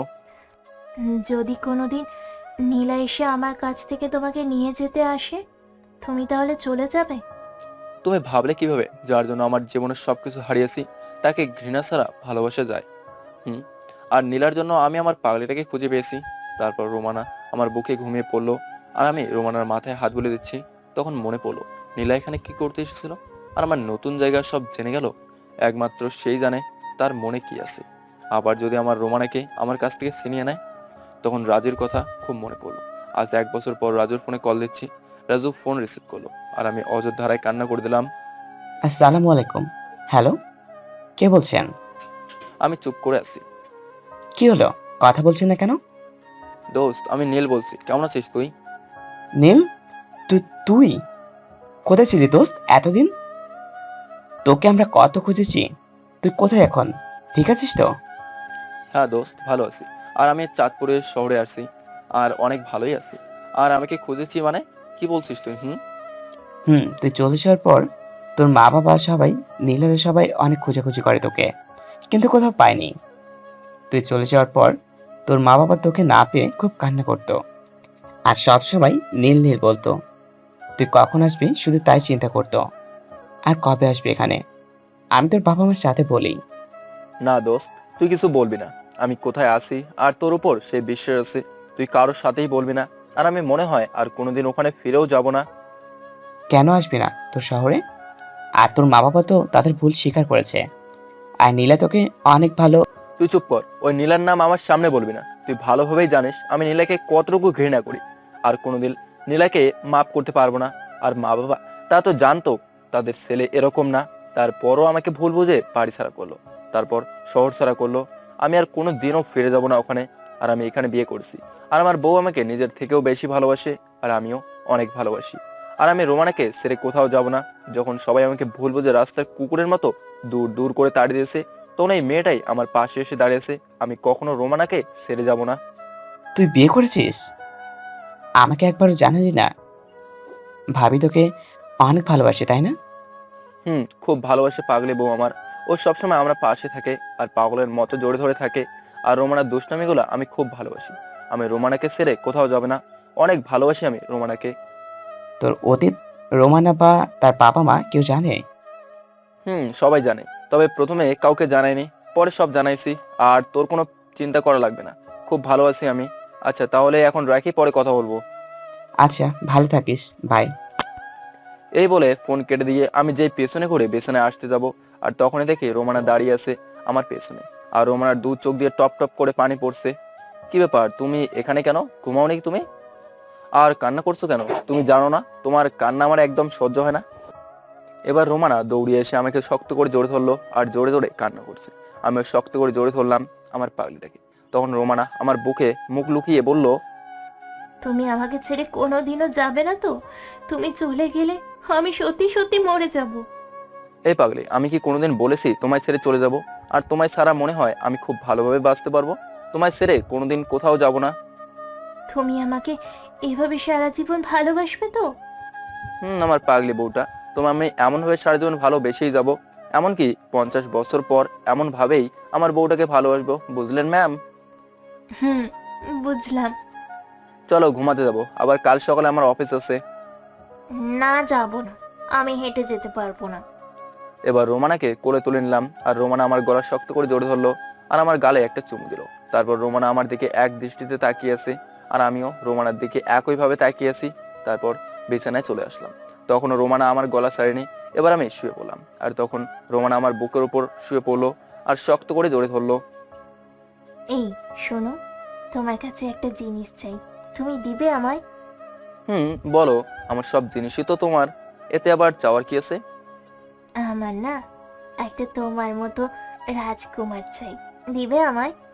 বলে লজ্জায় আমার বুকে মুখ লুকালো। দিতে পারি, কিন্তু তোমার মতো একটা সুন্দর রাজকুমারী দিতে হবে।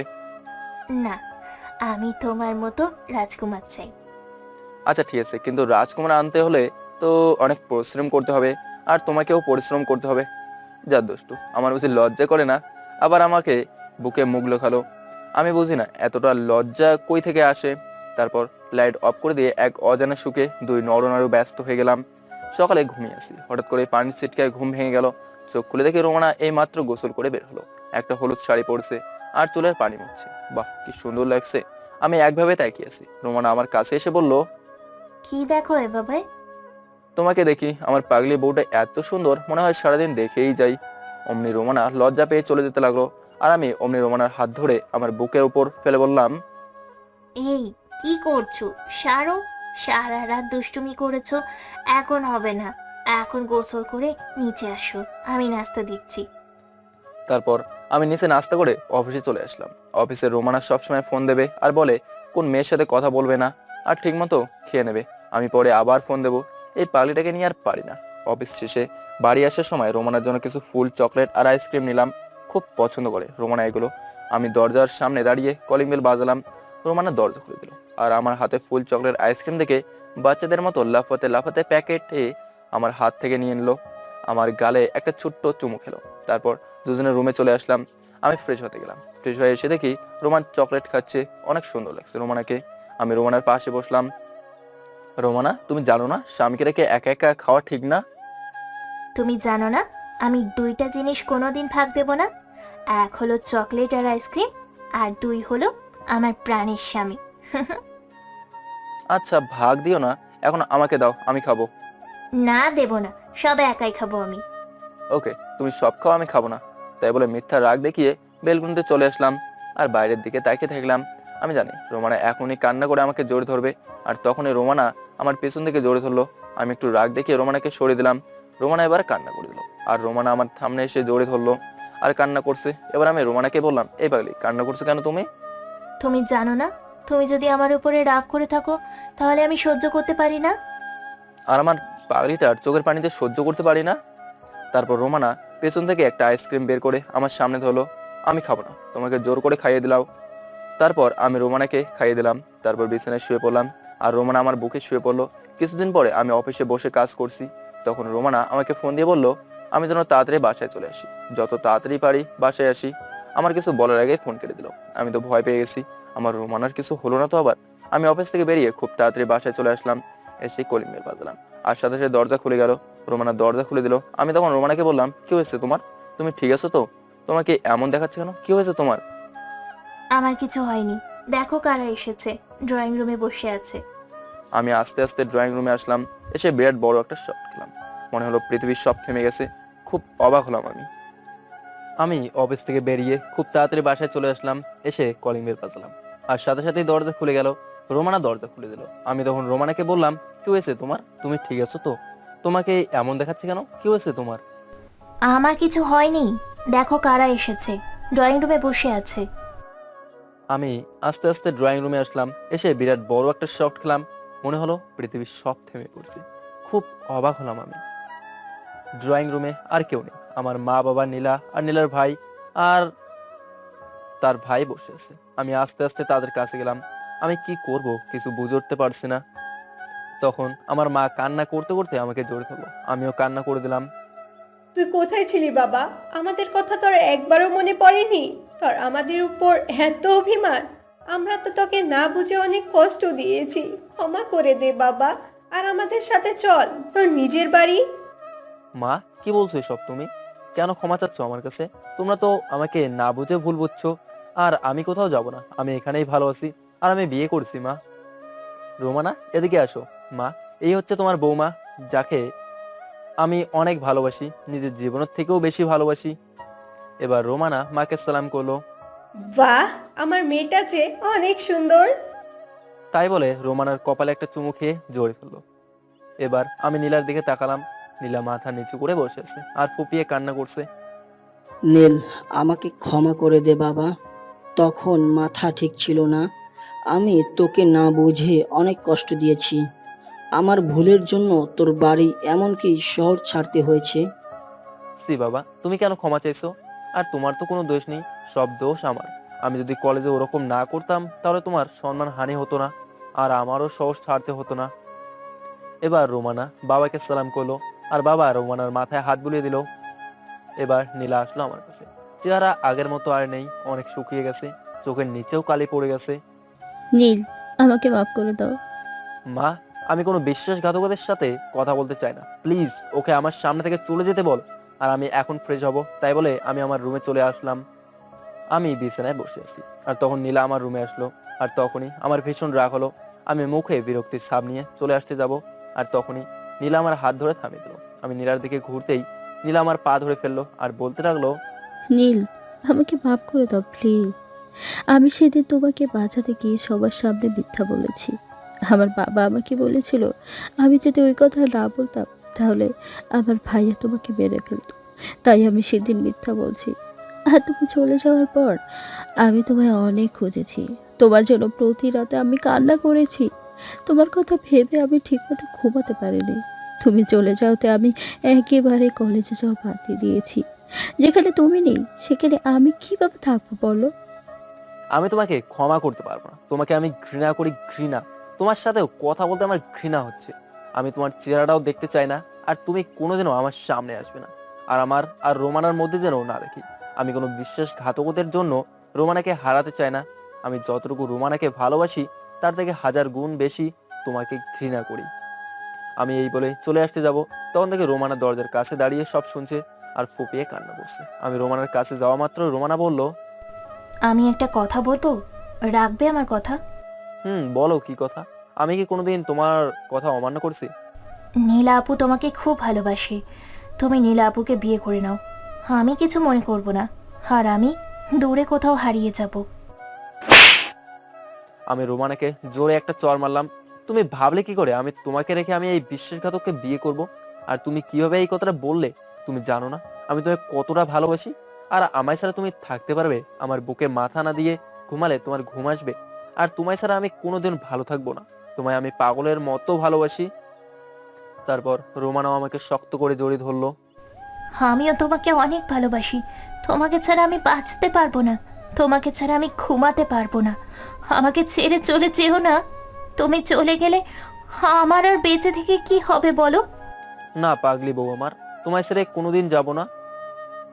নীল সব দেখছিল, আমার আর রোমানার ভালোবাসা। তারপর নীলা কান্না করতে করতে বাইরে চলে গেল। তারপর আমি আর রোমানের ড্রয়িং রুমে আসলাম। আমি আসার সাথে সাথেই নীলার ভাই আমার দিকে এগিয়ে আসলো। নীল, উপরে কি হলো জানি না, কিন্তু নীল কান্না করতে করতে চলে গেল। আগে যা হয়েছে সব ভুলে যাও, আর আমাদের সবাইকে ক্ষমা করে দাও। সেদিন তোমার একটা বন্ধু আছে, তার কথা শুনে আমরা তোমাকে ভুল বুঝেছি। প্লিজ তুমি নীলকে মাফ করে দাও, আর আমাদের সাথে চলো। আমি কোনোদিন আপনাকে বা আপনাদের কাউকে ক্ষমা করব না। আপনাদের জন্য আমার বাবার সম্মানহানি হয়েছে, আপনাদের জন্য আমি নিজের বাড়ি এমনকি নিজের শহর ছাড়তে হয়েছি। তুমি চলে যাওয়ার পর নীলা সবসময় কান্না করতো। কলেজে যাওয়া বন্ধ করে দিয়েছি, এমনকি ঠিকমতো খাই না, সবসময় নিজেকে একটা রুমে বন্দি রাখে। প্লিজ, আমি আর কাউকে বিশ্বাস করতে পারবো না। আর এই যে আমার বউ রোমানাকে দেখি বললাম, সে আমাকে অনেক ভালোবাসে, আপনার বোনের মতো বিশ্বাসঘাতক না। আমি যখন এই শহরে নতুন এসেছি তখন না ছিল থাকার জায়গা আর না ছিল খাওয়ার মতো টাকা। তখন এই রোমানাই আমাকে আশ্রয় দিয়ে পড়াশোনা করিয়ে আমাকে চাকরি করিয়ে আর আমি রোমানাকে বিয়ে করি। তাই আপনারা আর কোনোদিন এ বাড়িতে আসবেন না, চলে যান এক্ষুনি। তারপর তারা সবাই চলে গেল। এবার আমি আমার মা বাবার কাছে গেলাম। মা, বাবা, তোমরা আজ এখানে থাকো। কতদিন তোমাদের সাথে দেখা হয়নি, কতদিন পর একসাথে খাবার খাইনি। বাবা মা আর জোর করলো না, সবাই একসাথে অনেক গল্প করলাম। মা তো রোমানাকে পেয়ে মনে হচ্ছে নিজের হারানো মেয়েকে ফিরিয়ে পেয়েছে। তারপর সবাই একসাথে রাতের খাবার খেয়ে মা বাবার বিছানা পেতে দিল অন্য রুমে। তারপর যে যার রুমে গিয়ে শুয়ে পড়লাম। প্রতিদিনের মতো রোমানা আমার বুকে মাথা দিয়ে শুয়ে আছে, কিন্তু কোনো কথা বলছে না, চুপচাপ শক্ত করে জড়ে ধরে শুয়ে আছে। আমার কেমন খটকা লাগলো। এই রোমানা, তুমি কথা বলছো না কেন? কি হয়েছে তোমার? এবার রোমানার দিকে তাকিয়ে দেখি রোমানা কান্না করছে। এই পাগলি, কান্না করছো কেন তুমি? কি হয়েছে তোমার? খুব ভয় হচ্ছে আমার। কেন ভয় পাচ্ছ? আমি তো আছি তোমার সাথে। ওরা যদি তোমাকে নিয়ে চলে যায় তাহলে আমি কি নিয়ে বাঁচবো? তখন কি হবে? আমার খুব ভয় হচ্ছে। তোমাকে যদি তারা নিয়ে যায় তাহলে আমি সত্যি বলছি, আমি সেই দিনই মরে যাব। চুপ পাগলি, আমার এই কথা বলে না। আমি কোথাও যাব না, আর আমি তোমায় ছাড়া আমিও বেঁচে থাকতে পারবো না। তারপর রোমানের কপালে একটা ভালোবাসার পরশ রেখে দিলাম, আর রোমান আমাকে শক্ত করে জড়িয়ে ধরে শুয়ে পড়লো। হঠাৎ কারো কান্নার শব্দে ঘুম ভেঙে গেল। আমি তাড়াতাড়ি উঠে দেখি রোমানা আমার পাশে বসে কান্না করছে। কি হয়েছে? তুমি আবার কান্না করছো কেন? তুমি আমাকে আর আগের মতো ভালোবাসো না, আমাকে আর ভালো লাগে না, তাই না? কি বলছো এসব? আমি তো কিছুই বুঝতে পারছি না। আর তোমাকে ভালোবাসবো না তো কাকে ভালোবাসবো? সব জানি। তুমি যদি আমাকে আগের মতো ভালোবাসতে তাহলে সকালে উঠে দেখি আমি বালিশে শুয়ে আছি। কেন? এর আগে তো সব সময় আমাকে তোমার বুকে রাখতে, আর আজকে আমাকে তোমার বুকে না রেখে আমাকে বালিশে ঘুমাতে দিলে। আমি এখন পুরনো হয়ে গেছি তো, তাই ভালো লাগছে না, তাই না? ওলে আমার বাবুতে বুঝে লাগ করছে। আমি খেয়াল করিনি তো, আমি ঘুমিয়েছিলাম তাই টের পাইনি। আসো বাবু, আমার বুকে আসো, তোমাকে আর কোনো দিন বালিশে ঘুমাতে দেবো না। এই বলে আমি আমার পাগলিটাকে বুকে জড়িয়ে নিলাম, আর রোমানা আমার বুকে গুড়িসুটে মেলে শুয়ে থাকলো। তারপর সকালে উঠে দেখি মা নাস্তা বানাচ্ছে। রোমানা দৌড়ে গিয়ে মাকে জড়িয়ে ধরে বলল, মা, তুমি নাস্তা তৈরি করছো কেন? আমি আছি তো। দেখনি মা কোনোদিন থাকতে তার মেয়েকে কাজ করতে দেয় বলো? তারপর রোমানা আর মা একসাথে নাস্তা তৈরি করলো। আমি নাস্তা শেষে অফিসে চলে গেলাম। অফিসে লাঞ্চ টাইমে বসে আছি, তখন হঠাৎ করে একটা আননোন নাম্বার থেকে ফোন আসলো। আমি ফোন রিসিভ করে সালাম দিলাম, কিন্তু সে সালামের উত্তর না দিয়েই বলল, বাবা তুমি তাড়াতাড়ি বাড়ি আস, খুব টেনশন হচ্ছে, তাড়াতাড়ি বাড়ি আয়। এই বলেই ফোন রেখে দিল। আমি বুঝতে পারলাম মা ফোন দিয়েছে। আমি তাড়াতাড়ি অফিস থেকে বাড়ি চলে আসলাম। এসে যা দেখলাম তা আমি কখনো প্রস্তুত ছিলাম না। আমি রোমানা বলে জোরে একটা চিৎকার দিলাম। আমি বাসায় গিয়ে দেখি রোমানা অচেতন হয়ে বিছানায় শুয়ে আছে, আর মা রোমানার মাথায় হাত বুলিয়ে দিচ্ছে। আমি তাড়াতাড়ি রোমানার পাশে গিয়ে রোমানার মাথাটা আমার কোলে তুলে নিলাম। মা, কি হয়েছে রোমানা? ও অচেতন হলো কিভাবে? জানি না বাবা, রুম থেকে কিছু পড়ার শব্দ শুনে রুমে এসে দেখি রোমনা এভাবে পড়ে আছে, তারপর তোকে ফোন দিলাম। আমি তাড়াতাড়ি ডাক্তার সাহেবকে ফোন করে আসতে বললাম। মা বাবা নতুন জায়গায় হয়তো কাউকে চেনে না, তাই ডাক্তারকে ফোন দিতে পারেনি। কিছুক্ষণ পর ডাক্তার আসলো। ডাক্তার রোমানাকে পরীক্ষা করছে, আর আমি রোমানার পাশে হাত ধরে বসে আছি। ডাক্তার একটা ইঞ্জেকশন দিয়ে দিল, আর বাইরে এসে বলল, নীল সাহেব, মিষ্টি খাওয়ান, আপনি বাবা হতে চলেছেন। ডাক্তারের কথা শুনে আমি যে কি পরিমাণ খুশি হয়েছি তা লিখে বোঝাতে পারবো না। মনে হয় আমার জীবনের সবচেয়ে খুশির খবর এটা। তারপর ডাক্তারকে বিদায় দিয়ে আমি রোমানার পাশে গিয়ে বসলাম। কিছুক্ষণ পর রোমানার জ্ঞান ফিরল। তখনই মা বাবা রুম থেকে চলে এলো। আমার কি হয়েছে? আমার তখন মাথাটা প্রচণ্ডভাবে ব্যথা হয়ে উঠলো। তারপর আর কিছু মনে নাই। কি হয়েছে বলো? কি হয়েছে বলো আমায়? আর তোমার চেহারা এরকম গম্ভীর হয়ে আছে কেন? সত্যি বলবে আমায়। ডাক্তার বলল, তুমি আর কোনোদিন মা হতে পারবে না। মিথ্যা বললাম রোমানাকে সারপ্রাইজ দেবো বলে। রোমানা এবার কান্না করে দিল আর আমাকে জড়িয়ে ধরলো। না, তুমি মিথ্যে বলছো। আমি বিশ্বাস করি না। বলো, তুমি মিথ্যে বলছো। এবার রোমানা আমাকে শাড়ি দিয়ে বলল, আমি তোমাকে কোনোদিনও বাবা ডাক শোনাতে পারবো না, তাই না? আর তখন তুমি আমাকে ছেড়ে চলে যাবে, তাই না? প্লিজ, তুমি আমাকে ছেড়ে চলে যেও না। দরকার হয় তুমি আরেকটা বিয়ে করো, তবুও আমি তোমাকে ছেড়ে থাকতে পারবো না। তোমাকে ছেড়ে আমি বাঁচবো না। আমি রোমানাকে বুকে জড়িয়ে নিয়ে বললাম, কি সব বলছো তুমি? আমিও তোমাকে ছাড়া থাকতে পারবো না, আর আমি কাউকে বিয়ে করবো না। আমার থেকে তোমাকে কেউ কেড়ে নিতে পারবে না, কারণ আমি বাবা হতে চলেছি। রোমানা এবার আমার মুখ থেকে মাথাটা উঠিয়ে আমার দিকে করুণ দৃষ্টিতে তাকিয়েছে। রোমানা এবার জোরে কান্না করে দিল, আর আমাকে এবার শক্ত করে জড়িয়ে ধরে বাচ্চাদের মতো কান্না করে দিল। তুমি কেন আমাকে মিথ্যে বলছো? তুমি জানো কতটা কষ্ট পেয়েছিলাম আমি। আমি মা হতে পারবো না বলে কষ্ট পাইনি। আমি কষ্ট পেয়েছি তুমি আমাকে ছেড়ে চলে যাবে, তাই খুব কষ্ট হয়েছিল।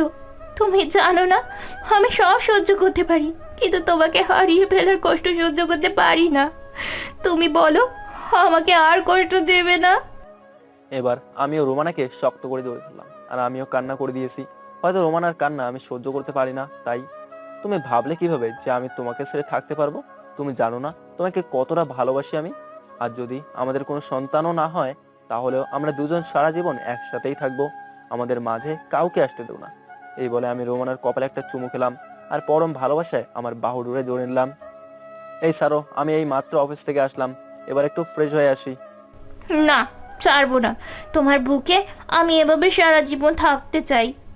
গায়ে সব ধুলাবালি ময়লা লেগে আছে, আমি যাবো আর আসবো, শার্টটা চেঞ্জ করে চলে আসবো। না, তুমি চুপচাপ বসে থাকো, কোথাও যেতে দেবো না তোমাকে। তুমি সব সময় অফিসে থাকো, সারাদিন কাছে পাই না, আজ পেয়েছি, আজ তোমাকে ছাড়বো না। কি মেয়ে রে বাবা! তবে খুব ভালো লাগে রোমানার ভালোবাসাগুলো। সে যখন আহ্লাদি সুরে ছোট ছোট করে কথা বলে, মানে সারা জীবন তার কথাটা শুনেই যাই। এই আমাদের বাবু হবে, তখন আমাদের বাবুটা কোথায় থাকবে? আমাদের মাঝখানে না তোমার ওপাশে?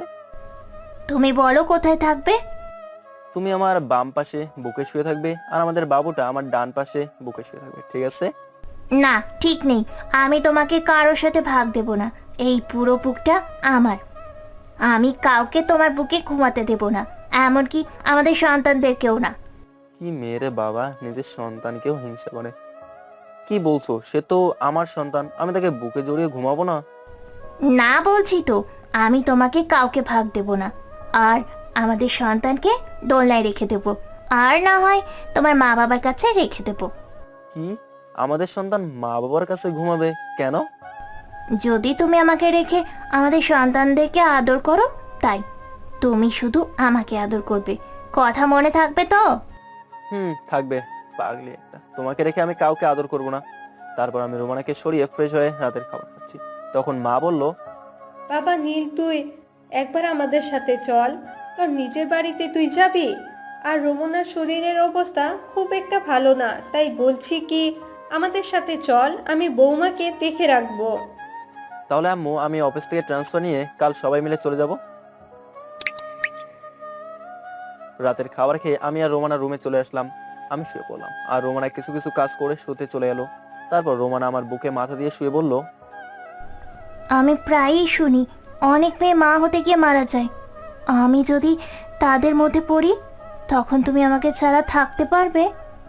চুপ, এরকম কথা আর বলবে না, আর তোমার কিচ্ছু হবে না। তোমার পাশে আমি সব সময় থাকবো, তুমি কোনো চিন্তা করো না। শুধু আমাকে ভালোবেসে যাও, আর আমাদের বাবুটার দিকে খেয়াল রাখো। তারপর রোমানাকে জড়ি ধরে ঘুমিয়ে পড়লাম। সকালে উঠে দেখি রোমানা সুন্দর করে বাচ্চাদের মতো গুটি সুটি মেরে আমাকে জড়ি ধরে শুয়ে আছে। মনে হচ্ছে রোমানা তার সবচেয়ে নিরাপদ জায়গা পেয়ে গেছে। আমিও আর রোমানাকে ডাক দিলাম না, রোমানার ঘুম ভেঙে যাবে ভেবে। কিছুক্ষণ পর রোমানার ঘুম ভেঙে গেল, আর আমার দিকে তাকিয়ে দেখে আমি তার দিকে তাকিয়ে আছি। তখন রোমানা আমার ঠোঁটে একটা ছোট্ট করে চুমু খেলো, আর দুই গালে দুইটা চুমু দিয়ে উঠে পড়লো। আমি ফ্রেশ হওয়া বসে চলে গেলাম ঝিনাইদহে আমার অফিস। ট্রান্সফার করে চলে আসলাম, আজ রাতেই চলে যাব এখান থেকে। সবাই যে যার মতো ব্যাগ গুছিয়ে নিয়ে রোমানার মা বাবার সাথে দেখা করে চলে আসলাম। আজ দীর্ঘ 4 বছর পর নিজের শহরে যাচ্ছি। সবাই মিলে বাসে উঠলাম, মা বাবা এক সিটে, আর আমি আর রোমানা এক সিটে। রোমানাকে জানলার পাশে বসলাম। রোমানা আমার হাত জড়ে ধরে বসে আছে, মনে হচ্ছে ভয় পাচ্ছে। নতুন জায়গা, নতুন লোক, কি হবে সেটা ভেবেই মনে কিছুটা নার্ভাস ফিল করছে। রোমানা, তুমি নতুন জায়গা, নতুন লোকের মাঝে যাচ্ছ, তুমি নার্ভাস ফিল করছো? না, মোটেই না। তুমি সাথে থাকলে আমি সব জায়গায় যেতে রাজি, শুধু তুমি আমার হাতটা শক্ত করে ধরে রেখো। দেখতে দেখতে আমরা ভোরের দিকে বাসায় পৌঁছলাম। তারপর আমি একটু ঘুমিয়ে এলাম।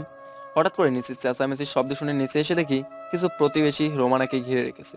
সবাই তার চেহারার তারিফ করছে, বলছে, আহ, কি সুন্দর মেয়ে, একদম রাজকন্যা। আমি মিট মিট করে হাসছি। এরপর আমি নিচে চলে আসলাম। সবাই আমাকে দেখে ভালো মন্দ জিজ্ঞাসা করছে, আমি সবার প্রশ্নের উত্তর দিলাম। কিছুক্ষণ পর মা নাস্তা করে তাই ডাকলো, আমরা নাস্তা করেই রুমে চলে আসলাম। রোমানা, চলো গুছিয়ে নাও, আজ আমাদের শহরটা ঘুরে বেড়াবো। অনেকদিন পর আসছি তো তাই, আর তোমারও শহর চেনা হয়ে যাবে। আমরা দুজন বের হয়ে গেলাম। আমি কালো একটা পাঞ্জাবি পরছি, আর রোমানা কালো একটা শাড়ি পরছে। যখনই আমরা বের হতে যাব তখনই মা ডাকলো, হাতে দেখি একটা থালা। মা কাছে এসে বলল, আমার ছেলে আর মেয়ের দিকে যেন কারো নজর না পড়ে। আসলেই যেই দেখবে তারই নজর পড়বে, কারণ আমরা ম্যাচিং করে ড্রেস পরছি, খুব সুন্দর লাগছে রোমানাকে। তারপর আমরা সেই কলেজে আসলাম যেখানে আমি পড়তাম, আর নীলার সাথে পরিচয় হয়েছিল। সেই বড় আম গাছটা এখনো সেভাবেই আছে। তারপর আসলাম নদীর পাড়ে, এখানে আমি আর নীলা ঘুরতে আসলাম। সব শেষে আমরা একটা রেস্টুরেন্টে আসলাম, যেই ঢুকতে যাবো আর আমার সামনের চেয়ারে নীলা বসে আছে, যা আমি কোনোদিন আশা করিনি। তাকে আমার দেখলে কেমন ভয় করে যেন। নীলার কারণে আমি আবার যদি রোমানাকে হারিয়ে ফেলি। আমি এখনো নীলাকে ঘৃণা করি, প্রচন্ড ঘৃণা করি। নীলার চেহারা আমার কাছে অসহ্য লাগছে। তারপর আমি রোমানাকে যেই বাইরে চলে আসতে যাব, তখনই নীলা আমাকে ডাকলো। আমি না শোনার ভান করে রোমানাকে নিয়ে চলে আসতে যাব, তখনই নীলার সামনে এসে দাঁড়ালো। আপনি এরকম ভাবে আমাদের পথ আটকালেন কেন? কি চান আপনি? প্লিজ নীল, আমার কথাটা শোনো একবার, শুধু একটা কথা বলবো, তারপর আর তোমাকে কোনোদিন ডিস্টার্ব করবো না।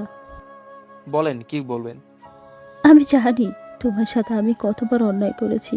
আমার জন্য তুমি অনেক কষ্ট পেয়েছো, আমার জন্য তুমি এত বছর তুমি তোমার আপনজনের অবহেলা পেয়েছো। আমি জানি তুমি আমাকে অনেক ঘৃণা করো, আমাকে তুমি একদমই সহ্য করতে পারো না। কিন্তু আমি যদি সেদিন একটু সাহস দেখাতাম, তাহলে হয়তো রোমানার জায়গায় আমি থাকতাম। কিন্তু আমার কপালটাই খারাপ, আমি তোমাকে এখনো আগের মতো ভালোবাসি। তবে তুমি চিন্তা করো না, আমি তোমাদের মাঝে দেয়াল হয়ে দাঁড়াবো না। শুধু আমাকে একটাবার ক্ষমা করে দাও, আমি তোমার ভালোবাসা নিয়ে দূরে সরে যাব, আর কোনোদিন তোমার সামনে আসবো না। এই বলে নীলা কান্না করতে করতে চলে গেল। আমি আর রোমানা ওখান থেকে চলে আসতে যাব, তখনই দেখি নীলার বড় ভাই সেখানে দাঁড়িয়ে আমার দিকে রাগী দৃষ্টিতে তাকিয়ে আছে, মনে আমাকে একা পেলে চিবিয়ে খেয়ে ফেলতো। আমি তাড়াতাড়ি ওখান থেকে চলে আসলাম। তারপর বাড়ি এসে রোমানাকে রেখে চলে গেলাম আমার জানের জিগার দোস্ত রাজুর কাছে। আমি রাজুর বাড়ির সামনে দাঁড়িয়ে কলিং বেল বাজালাম। কিছুক্ষণ পর দরজা খুলে দিল। দরজা খুললো রাজুর মা। আন্টি, কেমন আছেন? আমাকে চিনতে পারছেন? আমি নীল। এবার রাজুর মা খুব খুশি হয়ে বলল, বাবা, তুই কতদিন পরে এলি, সেই যে চলে গেলি আর ফিরে আসলি না। আন্টি, রাজু কই? রাজু তার রুমে আছে, যাও দেখা করে আসো। আমি রাজুর রুমে গিয়ে দেখি রাজু চোখ বন্ধ করে হেডফোনে গান শুনছে। আমি আস্তে আস্তে রাজুর কাছে গিয়ে রাজুকে একটা চড় মারলাম আস্তে করে। রাজু ভয় পেয়ে তাড়াতাড়ি উঠে পড়লো, আর রাজুর সামনে তাকিয়ে দেখে আমি দাঁড়িয়ে আছি। রাজু দৌড়ে এসে আমাকে জড়িয়ে ধরে বলল, কেমন আছিস দোস্ত? তুই চলে যাবার পর থেকে আমি আড্ডা মারা বন্ধ করে দিয়েছি। তুই না থাকলে কিভাবে মজা হবে বল? এবার থেকে আবার আড্ডা হবে, আমি চলে আসছি না? চল আগে বাবির সাথে দেখা করে আসি। চল, কিন্তু ভাবিকে পেয়ে যেন আমাকে ভুলে যাস না শালা। তারপর দুজনে চলে আসলাম আমাদের বাসায়। তারপর রুমে ঢুকে দেখি রোমানা কাপড় গুছিয়ে আলমারিতে রাখছে। আমি পেছন থেকে গিয়ে রোমানাকে জড়িয়ে ধরলাম। রোমানা ভয় পেয়ে বলল, এভাবে কেউ জড়িয়ে ধরে? আমি তো ভয় পেয়ে গেছি। তারপর আমি রাজুর সাথে রোমানার পরিচয় করিয়ে দিলাম। এভাবেই আমাদের সুখের সংসার চলতে থাকলো। তবে এখন আর নীলাকে দেখা যায় না, আর ডিস্টার্বও করে না, কিন্তু আমার মনে হয় কেউ আমার পিছু নিচ্ছে। এভাবেই আমার আর রোমানার সংসার 8 মাস চলে গেল। আজ আমি অফিসে বসে কাজ করছি, তখন আমার বাবা ফোন দিয়ে বলল রোমানাকে হাসপাতালে নেওয়া হয়েছে, রোমানার ডেলিভারির পেইন উঠছে।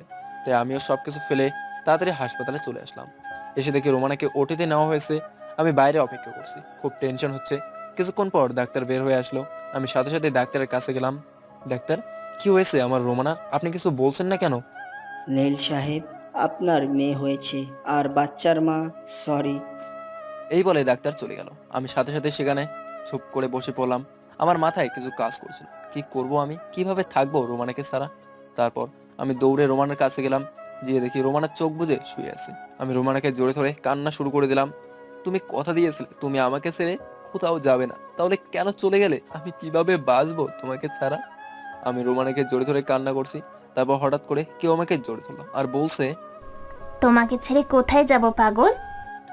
এবার চোখ খুলে তাকিয়ে দেখি রোমানা আমাকে জড়িয়ে ধরে আছে, আর রোমানা আমার দিকে তাকিয়ে মিটমিট করে হাসছে। তারপর আমি রোমানাকে শক্ত করে জড়িয়ে ধরে রাখলাম, আর কোনোদিন রোমানাকে হারিয়ে যেতে দেবো না। তারপর রোমানাকে এক ঝটকায় সরিয়ে দিয়ে বললাম, তুমি আমার সাথে এরকম অভিনয় করলে কেন? তুমি আমাকে কষ্ট দিয়ে খুব মজা পাও, তাই না? তুমিও একদিন আমার সাথে মজা করেছিলে, মনে আছে? আমিও সেদিন অনেক কান্না করেছিলাম, তাই আজকে আমি প্রতিশোধ নিলাম। এরকম মজার কোনোদিন করবে না, তুমি জানো কত কষ্ট পেয়েছি। তারপর আমার রাজকন্যাকে কোলে নিয়ে বললাম, দেখেছো আমি বলেছিলাম না আমাদের তোমার মতো একটা রাজকন্যা হবে। তারপর আমার রাজকন্যাকে একটা চুমু দিয়ে রোমানার কপালে একটা চুমু দিলাম। কিছুদিন পর আমি রোমানাকে হাসপাতাল থেকে বাসায় নিয়ে আসলাম। তারপর রাতে ঘুমাতে গিয়ে রোমানার পাগলামি দেখে আমি না হেসে পারলাম না। রোমানা আমাদের মেয়েকে নিয়ে বাইরে যাচ্ছে, তখন আমি বললাম, এই রাইসা, আমাদের মেয়ের নাম, রাইসাকে নিয়ে কোথায় যাচ্ছ? কেন? আম্মু আবার কাছে রেখে আসতে যাচ্ছি। না, তুমি আমার মেয়েকে আমার পাশে রাখো, আমাদের মাঝখানে আমার মেয়ে থাকবে। রোমানা এবার রেগে বলল, কি বললে? তোমাকে প্রথমেই বলেছিলাম না তোমার আমার মাঝে কেউ থাকবে না, এমনকি আমাদের সন্তানও না। তোমার বুকে মাথা না রাখলে আমার ঘুম আসে না, তুমি জানো না? ওকে, তাহলে তুমি মাঝখানে থাকো আর রাইসাকে তোমার ওই পাশে রাখো। তারপর রোমানা আমার পাশে শুয়ে পড়লো আর রাইসা রোমানার পাশে শুয়ে পড়লো। তারপর রোমানাকে জড়ে ধরে ঘুমিয়ে পড়লাম। সকালে ঘুম থেকে উঠে ফ্রেশ হয়ে নাস্তা করে রোমানার কপালে আর আমার ছোট্ট পোয়েটের কপালে একটা চুমু দিয়ে অফিসে চলে আসলাম। আজ অফিসে কিছু কর্মচারী নিয়োগ হবে। আমি আমার ডেস্কে বসে আছি, তখন আমাদের ম্যানেজার একটা মেয়ের সাথে পরিচয় করে দিল আর বলল, আজ থেকে এ তোমার আন্ডারে কাজ করবে। মেয়েটার নাম তনিমা। তনিমা দেখতে বেশ সুন্দরী, তবে আমার রোমানার থেকে বেশি না। আমি তনিমার সাথে পরিচয় হয়ে নিয়ে তনিমার কাজ বুঝিয়ে দিয়ে নিজের ডেস্কে এসে বসলাম। আমার ডেস্ক থেকে তনিমার ডেস্ক দেখা যায়। কিছুক্ষণ পর তনিমার দিকে তাকিয়ে দেখি তনিমা আমার দিকে এক দৃষ্টিতে তাকিয়ে আছে। আমি এসবের দিকে মনোযোগ না দিয়ে আমার কাজ করতে থাকলাম। এভাবে আমার আর রোমানার আর ছোট্ট পয়ডার সংসার চলতে থাকলো। আজ আমার মেয়ের বয়স 1 বছর। এই 1 বছরে রোমানা আর আমাদের মেয়ের রাইসের পাগলামি দেখে কিভাবে যে সময় চলে গেল। আর এদিকে অফিসে তনিমা এখন আমার দিকে সব সময় তাকিয়ে থাকে। কারণে অকারণে আমার সাথে আমার ডেস্কে আসে। আমার সাথে যেভাবে কথা বলে অন্য কেউ দেখলে বলবে আমরা দুজন কাপল। আজ অফিস থেকে বাড়ি আসতে যাব, তখন তনিমা আমাকে কফি খাওয়ার জন্য বলল। আমিও মানা করতে পারলাম না। সবসময় অফিস বাড়ি করতে করতে আমারও কেমন ওড়দৌড় হয়ে গেছে, তাই আমিও রাজি হয়ে গেলাম। কফি শপ থেকে তনিমাকে বিদায় দিয়ে আমি বাড়ি চলে আসলাম। Calling bell বাজালাম। কিছুক্ষণ পর আমার মা দরজা খুলে দিল। আমি বেশ অবাক হলাম, কারণ এই পর্যন্ত প্রতিদিন রোমানাই দরজা খুলে দেয়। মা, তুমি দরজা খুলছো কেন? রোমানা কই? রোমানা উপরে শুয়ে আছে মনে হয়, তাই আমি দরজা খুলে দিলাম। আমি উপরে গিয়ে দেখি রাইসা ঘুমিয়ে আছে। বেশ অবাক হলাম, কারণ আমি আসার আগে কোনোদিন রোমানা রাইসাকে ঘুমাতে দেয় না। আর রোমানাকে কোথাও দেখা যাচ্ছে না। সব জায়গায় খুঁজলাম কিন্তু পেলাম না। এবার আমি ছাদে উঠে দেখি রোমানা ছাদের এক কোণায় চুপটি করে দাঁড়িয়ে আছে। আমি রোমানাকে ডাক দিলাম। রোমানা আমার ডাক শুনে তাড়াতাড়ি করে তার চোখ মুছে নিল। কি ব্যাপার, তুমি এত রাতে ছাদে কেন? এই বলে রোমানাকে আমার দিকে ফেলাম। দেখি রোমানার চোখ লাল হয়ে আছে, মনে হয় কান্না করছে। রোমানা, তোমার চোখ লাল কেন? তুমি কি কান্না করছো? না, আমার কিছু হয়নি, চলো নিচে চলো। এই বলে রোমানা আগে আগে নিচে নেমে গেল। আমি বেশ অবাক হলাম, কারণ আমি অফিস থেকে বাড়ি আসলে আগে রোমানা আমাকে জোরে ধরে আমার গালে একটা চুমু দেয়। কিন্তু আজ রোমানার কি হলো যে সব ভুলে গেছে? রাতে সবাই একসাথে খেয়ে যখন ঘুমাতে যাব, তখন দেখি রোমানা ওই পাশে শুয়ে আছে আর রাইসা আমাদের মাঝখানে শুয়ে আছে। আমি রোমানার এমন পরিবর্তন দেখে খুব অবাক হলাম। কি হয়েছে রোমানা তোমার? তুমি এমন ভাবে আজ ও পাশে শুয়ে পড়লে কেন? না, কিছু হয়নি, এমনি ভালো লাগছে না, তাই এদিকে শুয়ে পড়লাম। এই বলেই রোমানা অন্যদিকে মুখ করে শুয়ে পড়লো। আমি বেশ অবাক হলাম, কারণ রোমানা এই পর্যন্ত যতবারই মন খারাপ হয় ততবারই আমাকে জোরে ধরে ঘুমাতো। তবে আজ কি হলো রোমানা? এই ভেবে আমার সারা রাত ঘুম আসলো না। সকালে ঘুম থেকে উঠে দেখি রোমানা পাশে নেই। রোমানা এরকম করছে কেন? আমাকে অবহেলা করছে কেন? আমাকে এড়িয়ে চলছে কেন? কি হয়েছে রোমানা? এই বলে আমি ফ্রেশ হতে চলে আসলাম। তারপর নাস্তা করে অফিসে যাব, তখন রোমানা আমার কাছে এসে আমাকে জোরে ধরে চুমু খায়। কিন্তু আজ কেন আসলো না? আমি কিছুই বুঝতে পারছি না। তারপর আমি রোমানাকে ডাক দিলাম, কিন্তু কোনো সাড়া শব্দ নেই। তাই আমি কিচেনে গেলাম, গিয়ে দেখি রোমানা রান্না করছে। কি হলো, তুমি শুনতে পারছো না? তোমায় কখন থেকে ডাকছি, শুনতে পারছো না? দেখছো না কাজ করছি, তাও এতবার ডাকার কি হলো? আমার বুকের মধ্যে কেমন একটা ব্যথা হয়ে উঠলো রোমানার এমন ভাবে কথা শুনে। রোমানা আমার সাথে এমন ভাবে কথা বলছে কেন, বুঝতেই পারছি না। তারপর অফিসে চলে আসলাম। আমার কোনো কাজে মন বসছে না। রোমানার মাঝে কেন এমন পরিবর্তন হলো, খুব খারাপ লাগছে আমার। তখন দেখি তনিমা আসলো আমার ডেস্কে। কি ব্যাপার নীল সাহেব, এমন মন খারাপ কেন? মুখটা মলিন করে বসে আছেন। না, কিছু হয়নি, এমনি বসে আছি। কিছু বলবেন? না কিছু না, এমনি মুখ কালো করে বসে আছেন তাই জিজ্ঞেস করলাম। আপনার যেহেতু মন খারাপ, তাই চলেন বিকালে একটু নদীর পাড় থেকে ঘুরে আসি, মনটা ভালো হয়ে যাবে। আসলে অনেকদিন কোথাও ঘুরতে যাওয়া হয় না। ওকে, তাহলে অফিস শেষে নদীর পাড়ে ঘুরতে গেলে হবে না। এই বলে তনিমা চলে গেল আর আমি আমার কাজে মন দিলাম। আমি দুপুরে লাঞ্চের জন্য অপেক্ষা করছি, কিন্তু রোমানা এখনো আমাকে ফোন কেন করলো না?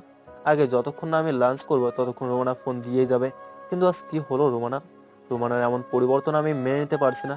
আমি আর দুপুরে লাঞ্চ করলাম না। বিকালে অফিস থেকে শেষ করেই ডেস্কে বসে আছি, তখন তনিমা আসলো। আর আমি তনিমার সাথে একটা রিক্সায় করে নদীর পাড়ে এলাম। আমি আর তনিমা পাশাপাশি হাঁটছি, তখন তনিমা পা পিছলে পড়ে যাচ্ছিল। আমি কোনোভাবে তাকে ধরে ফেলে, আর তনিমাও আমার গলা জড়িয়ে ধরে রাখে।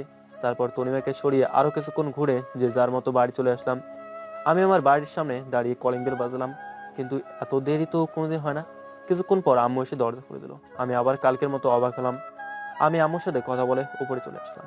এসে দেখি আমাদের মেয়ে রাইসা নিচে ঘুমিয়ে আছে, আর রোমানা বিছানায় এক কোণে বসে বসে মাথা নিচু করে কান্না করছে।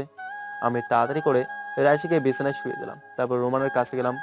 রোমানা, তুমি কাঁদছো কেন? আর রাইসার নিচে শুয়ে আছে কেন? রাইসার তো ঠান্ডা লাগবে। আর কি হয়েছে তোমার? তুমি এভাবে কান্না করছো কেন?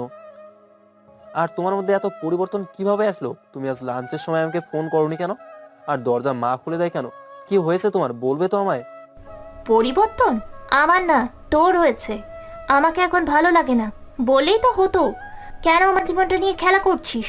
কি দোষ করেছি আমি যে আমার সাথে তুই এমন করছিস? তোকে তো আমি নিজের জীবনের চেয়েও বেশি ভালোবাসি, তাহলে কেন তুই অন্য মেয়ের লুটোপুটি করছিস? তোর কাছে তো আমি কিছুই চাইনি, শুধু একটু ভালোবাসা চেয়েছি। আর তুই কি না নিজের ঘরে বউ রেখে অন্য মেয়ের সাথে লুটোপুটি করছিস? তুই এরকম লুচ্চা ছেলে আমি জানলে কোনোদিনও বিয়ে করতাম না। আমি এবার জোরে একটা চড় মারলাম, কারণ রোমানা যা বলছে আমি সব সহ্য করতে পারবো না, কিন্তু লুচ্চা বলছে তাই আবার নিজের রাগটাকে কন্ট্রোল করতে পারিনি, তাই একটা চড় মারছি। দেখো রোমানা, একদম আবল তাবল কথা বলবে না। আর তুমি কি বললে? আমি অন্য মেয়ের সাথে লুতুপুতু করছি, তাই না? তুমি ভাবলে কিভাবে আমি অন্য মেয়ের সাথে লুচ্চামি করছি? অন্তত তোমার মুখ থেকে আমি এই কথা আশা করিনি। তোমার কোথাও ভুল হচ্ছে রোমানা। আমি তোমাকে ছাড়া কোনো মেয়েকে ভাবতে পারি না, আর তুমি বলছো আমাকে আর ভালো লাগে না। তাহলে ছেড়ে দাও।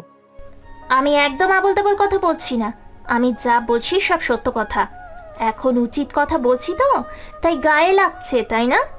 যদি আমাকে ভালো না লাগে তাহলে আমাকে ডিভোর্স দিয়ে সেই মেয়েকে বিয়ে করে নাও, তাহলে তোমাদের মাঝে আর আমি বাধা হয়ে দাঁড়াবো না। আমি আমার মেয়েকে নিয়ে চলে যাব তোমাদের জীবন থেকে, তখন কেউ বাধা দেবে না। এই বলে রোমানা বিছানায় অন্যদিকে মুখ করে শুয়ে বলল। আর আমি রোমানার কথা শুনে যেন আমার মাথায় আকাশ ভেঙে পড়লো। আমার মাথায় কোনো কাজ করছে না, চোখ দিয়ে অনবরত পানি বের হয়ে যাচ্ছে। তারপর আমি ছাদে চলে আসলাম। আজ আমার কষ্টটা সবচেয়ে বেশি। মনে হচ্ছে পৃথিবীর সব কষ্ট আমার মধ্যে বিরাজ করছে। খুব কষ্ট হচ্ছে রোমানার কথা শুনে। রোমানা আমাকে সন্দেহ করলো, রোমানা আমাকে লুচ্চা ছেলে বললো। আমি কোনোদিন স্বপ্নেও ভাবতে পারিনি যে রোমানা আমাকে এমন বলবে। তারপর আমি নিচে গিয়ে দোকান থেকে এক প্যাকেট সিগারেট কিনে নিয়ে আসলাম। আজ অনেকদিন পর সিগারেট খাচ্ছি। যদি মনে কষ্টগুলো এভাবেই ধোঁয়ার সাথে বের করতে পারতাম, তাহলে পৃথিবীতে আর কারো কষ্ট হতো না। রোমানাকে আমি অনেক ভালোবাসি। রোমানা আমাকে সন্দেহ করলো, আমার ভাবতেই কষ্ট হচ্ছে যে রোমানা আমার সাথে এমন ব্যবহার করলো। তারপর সব সিগারেট শেষ করে রাত 2টার দিকে রুমে আসলাম। দেখি আমার পরিটা ঘুমিয়ে আছে। আমি আস্তে আস্তে করে রাইসের কপালে একটা চুমু খেলাম, আর রোমানার কপালে চুমু খেয়ে আমি নিজের জায়গায় শুয়ে পড়লাম। সকালে ঘুম থেকে উঠে দেখি সকাল 10টা বাজে, আর রোমানা রাইসে কেউ নেই পাশে। আজ রোমানা আমাকে ডাকলো না অফিস যাওয়ার জন্য। কিছুক্ষণ বিছানায় বসে রোমানার কথা ভাবছিলাম। তারপর ফ্রেশ হয়ে নিচে গিয়ে দেখি রাইসা তার দাদির সাথে খেলা করছে, আর রোমানা রান্নাঘরে রান্না করছে। আমি নিচে আসতেই মা বলল, নীল, আজ অফিস যাসনি বাবা? না মা, আজ শরীরটা ভালো লাগছে না, তাই যাইনি। তারপর পেছনে চলে গেলাম, গিয়ে দেখি রোমানা দাঁড়িয়ে আছে। আমি পেছন থেকে রোমানাকে জড়িয়ে ধরলাম, কিন্তু রোমানা আমাকে এক ঝটকায় সরিয়ে দিল। তারপর রোমানা আমাকে এক কাপ চা দিয়ে কিচেন থেকে বেরিয়ে পড়লো। রোমানার এমন আচরণে অনেক কষ্ট পেলাম। আমার বুকের মধ্যে চিনচিন ব্যথা অনুভব করলাম। আমি চা না খেয়ে রুমে চলে আসলাম। রুমে এসে দেখি রোমানা বিছানা গোছাচ্ছে। রোমানা, সরি কালকে তোমার গায়ে হাত ওঠানোর জন্য। আসলে কাল মাথাটা। রোমানা আমাকে কিছু বলতে না দিয়ে মুখে একরাশ বিরক্তি ভাব নিয়ে এসে রুম থেকে হনহন করে চলে গেল। রোমানা সকাল থেকে আমার সাথে একবারও কথা বলেনি, তাই আমিও রাগ করে বাইরে চলে আসলাম। সারাদিন বাইরে কাটিয়ে দিয়ে রাত 11টার সময় বাড়ি ফিরলাম, কিন্তু রোমানা আমাকে একবারও ফোন করলো না। কোথায় আসি, কিছু খেয়েছি কিনা। মনে হচ্ছে সবকিছু ছেড়ে আমি কোথাও চলে যাই যেখানে কোনো প্যারা নেই। রাতে বাড়ি এসে দেখি রোমানা আর আমার ছোট্ট পরিটা শুয়ে আছে। রোমানা আমাকে দেখে অন্যদিকে শুয়ে পড়লো, আর আমি রাইসিকে একটা কোলে করে চুমু খেয়ে রাইসিকে শুয়ে দিলাম। রোমানা, আমার ক্ষুধা লাগছে, আমার খাবার কই? রোমানা কোনো কথা বলছে না, চুপচাপ শুয়ে আছে। তাই আমি আর কিছু না বলেই শুয়ে পড়লাম। শুয়ে শুয়ে ভাবছি কি দোষ করেছি যে রোমানা আমাকে এত বড় সাজা দিচ্ছে। রোমানার অবহেলা আমার সহ্য হচ্ছে না। আপনজনের অবহেলাগুলো অনেক কষ্টদায়ক হয়, যা সহ্য করার মতো মন আমাদের দেয়নি। সকালে উঠে ফ্রেশ হয়ে নাস্তা না করে অফিসে চলে আসলাম। অফিসের কাজে কোনো রকম মন বসছে না, তাই আনমনেই বসে রয়েছি। অফিস শেষে রিক্সার জন্য বাইরে দাঁড়িয়ে আছি, তখন তনিমা রিক্সা নিয়ে আসলো। এসে বলল, নীল সাহেব, আমার সাথে এক জায়গায় একটু যেতে পারবেন? খুব দরকারি কাজ। প্লিজ চলেন, আপনি গেলে খুবই ভালো হয়। আমি যাব না। আমাকে জোর করে নিয়ে গেল। হঠাৎ করে রিক্সা থেমে গেল। আমি তাকে দেখি একটা হোটেলের নিচে দাঁড়িয়ে আছি। তারপর তনিমা আমার হাত ধরে টানতে টানতে নিয়ে গেল আর বলল, আমার এক কাজিনের সাথে দেখা করতে এসেছি, কিন্তু দেখা হয়নি, তাই আমরা আবার বেরিয়ে আসলাম। তারপর তনিমা আমাকে জোর করে ডিনার করালো। আমি আর কিছু বললাম না। তারপর ডিনার করে বাড়ি এসে কলিং বেল বাজালাম আর দেখলাম বাবা দরজা খুললো। বাবা, কেমন আছো তুমি? আর কখন আসলে তুমি? বাবা কোনো কথা না বলে আমার গালে সজোরে দূরে চড় পড়লো। তুই এরকম, আমি কোনোদিন ভাবতেই পারিনি। তোকে ছেলে হিসাবে পরিচয় দিতে আমার ঘৃণা হচ্ছে। তারপর বাবা চলে গেল। আমি মায়ের কাছে গেলাম, কিন্তু মা কোনো কথা না বলে আমার সামনে চলে গেল। আমি কিছুই বুঝতে পারছি না। তারপর আমি রুমে গিয়ে দেখি রোমানা তার সব জামা কাপড় ব্যাগে গোছাচ্ছে, সাথে আমার পরিটারও জামা কাপড়গুলো গোছাচ্ছে। কি হলো রোমানা, তুমি ব্যাগ গোছাচ্ছ কেন? কোথায় যাবে তুমি? আর কি হয়েছে, তুমি কান্না করছো কেন? কি হয়েছে শুনতে চাও? তুমি সবকিছু জেনেও কেন নাটক করছো? তুমি আমার সাথে নাটক করেছো। তুমি আমাকে ধোকা দিয়েছো। তোমার মতো একটা ধোকাবাজ ছেলের সাথে আমি আর থাকতে চাই না। আমি আজই চলে যাচ্ছি।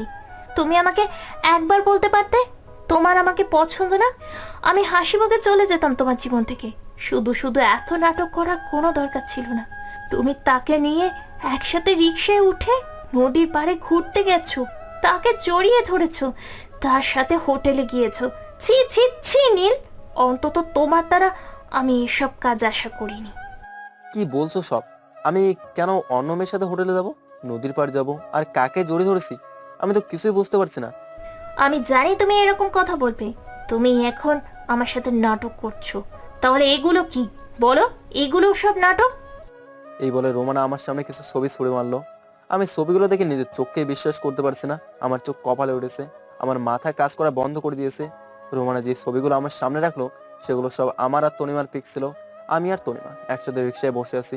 তারপর আমি তনিমাকে জড়ে ধরে আছি। আমি আর তনিমা একটা হোটেলে একটা রুমে উল্লঙ্গ অবস্থায় দাঁড়িয়ে আছি।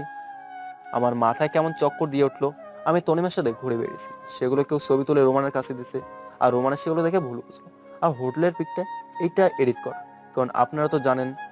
রোমানা, তুমি এগুলো দেখে তুমি আমাকে সন্দেহ করছো? তনিমা আমার অফিসের কলিগ, তার সাথে একটু ঘুরতে গেছিলাম। আর এই ছবিটা সম্পূর্ণভাবে এডিট করা, কারণ আমি আর তনিমা তার এক কাজিনের সাথে দেখা করতে গেছিলাম, আর কেউ চুপি চুপি ছবি তুলে এডিট করছে। তুমি বিশ্বাস করো রোমানা, তনিমা আমার কলিগ আর ফ্রেন্ড, তার বেশি আর কিছু না। কেউ প্ল্যান করে আমাদের সংসার নষ্ট করতে চেয়েছে। এত কিছু হওয়ার পরেও তুমি আমাকে বিশ্বাস করতে বলছো? রিকশায় চড়া, জড়িয়ে ধরা, তাহলে সব এডিট করা বলো? রোমানা, তুমি বিশ্বাস করো, আমার আর তন্মিয়ার মধ্যে সেরকম কিছুই নাই। তুমি বেজার চেষ্টা করো রোমানা। আমি শুধু তোমাকেই ভালোবাসি। তোমার জায়গায় আমি অন্য কাউকে দেব তুমি ভাবলে কিভাবে? আমি অত কিছু শুনতে চাই না। আমি তোমার কাছে আর থাকবো না। তুমি একটা বিশ্বাসঘাতক। তোমাকে বিশ্বাস করে ভুল করেছি আমি। তোমাকে আমি কি দিইনি? তোমাকে নিজের জীবনের চাইতেও আমি বেশি ভালোবাসতাম। আমি তো তোমার কাছে থেকে বেশি কিছু চাইনি, শুধু একটু ভালোবাসা চেয়েছি, আর ঘুমানোর জন্য তোমার বিশ্বস্ত বুকটা চেয়েছিলাম। কেন তুমি এরকম করলে? আমি মনে হয় তোমাকে তোমার মতো ভালোবাসতে পারিনি। ওই মেয়েটা মনে হয় তোমাকে খুব ভালোবাসে, তাই না? তবে চিন্তা করো না, তোমার আর তনিমার মধ্যে আমি বাধা হব না। পারলে আমাকে ক্ষমা করে দাও। তোমাকে নিজের করে রাখতে পারলাম না। এই বলে রোমানা ব্যাগ আর রাইসাকে নিয়ে চলে গেল। আমি রোমানাকে কয়েকবার ডাকলাম, কিন্তু রোমানা শুনলো না। সোজা রুম থেকে চলে গেল। রোমানার কথা শুনে চোখ দিয়ে টপ টপ করে পানি পড়ছে। তুমি আমার কথা বিশ্বাস করলে না রোমানা? তোমার দেখাটাই তুমি সত্য মনে করে নিলে? এর পিছনে আসল ঘটনাটা তুমি না জেনেই আমাকে ছেড়ে চলে গেলে। তুমি আমাকে বিশ্বাস করতে পারোনি। তোমার নীল শুধু তোমাকেই ভালোবাসে, আর কাউকে না। হঠাৎ দেখে রোমানা আবার রুমে আসলো। আমি রোমানাকে দেখে মনে একটু শান্তি পেলাম। হয়তো রোমানা তার ভুল বুঝতে পেরেছে। আমি চোখ মুছে রোমানার দিকে তাকালাম। রোমানা দৌড়ে এসে আমাকে শক্ত করে জড়িয়ে ধরলো। আমিও রোমানাকে জড়িয়ে ধরলাম। আমি জানতাম তুমি আমার কাছে ফিরে আসবে, কারণ তোমাকে ছাড়া আমি থাকতে পারবো না, আর তুমিও পারবে না আমাকে। হঠাৎ রোমানা আমাকে এক ঝটকায় দূরে সরিয়ে দিল, আর কাছে এসে আমার কপালে একটা চুমু দিয়ে আবার চলে গেল। আমি এক জায়গায় নীরব হয়ে দাঁড়িয়ে আছি। আবার হাঁটার কোনো শক্তি নেই। আমি বিছানার উপর বসে পড়লাম, আর কান্না যেন থামছে না। অনবরত চোখ দিয়ে পানি বের হয়েই যাচ্ছে। তারপর রুমে মা আসলো। তোর জন্য আমার মেয়েটা আজ বাড়ি থেকে চলে গেল। তোকে নিজের ছেলে ভাবতেও লজ্জা হচ্ছে। তুই কেমন করে পারলি এমন একটা কাজ করতে? রোমানা তোকে কত ভালোবাসে আর তুই বাহিরের একটা মেয়ের সাথে ছি ছি ছি ছি। মায়ের পা জড়িয়ে ধরে, মা তুমি বিশ্বাস করো ওই মেয়ের সাথে আমার কোনো সম্পর্ক নেই। তোমরা আমাকে ভুল বুঝছো, আমি শুধু রোমানাকেই ভালোবাসি। রোমানাকে ছাড়া আমি থাকতে পারবো না মা। আমার জন্য রোমানাকে আমাকে ভুল বুঝলো, আমাকে ক্ষমা করে দাও মা। তোকে বিশ্বাস করতেও আমার ভয় হচ্ছে। তুই যেদিন আমার মেয়েটাকে ফেরত নিয়ে আসবি সেদিন আমি তোকে ক্ষমা করব, তার আগে না। এই বলে মা রুম থেকে চলে গেল, আর আমি বসে বসে অযোধ্যারায় কান্না করছি। মা তুমিও আমাকে ভুল বুঝলে, আমি এই অপূঞ্জনের অবহেলা আর সইতে পারছি না। তারপর না খেয়ে ছাদে চলে আসলাম। আজ জ্যোৎস্নারা কত সুন্দরভাবে আলো ছড়িয়ে দিচ্ছে, শুধু আমার মনের ভেতর অন্ধকার হয়ে আছে। আর সেখানে ঘুরে বেড়াচ্ছে কারো ভুল বুঝে ছেড়ে যাওয়ার কষ্ট, আর কারো অবহেলা। সারা রাত চাঁদের দিকে তাকিয়ে রাতটুকু পার করে দিলাম, আর অনবরত চোখ দিয়ে পানি পড়ছে।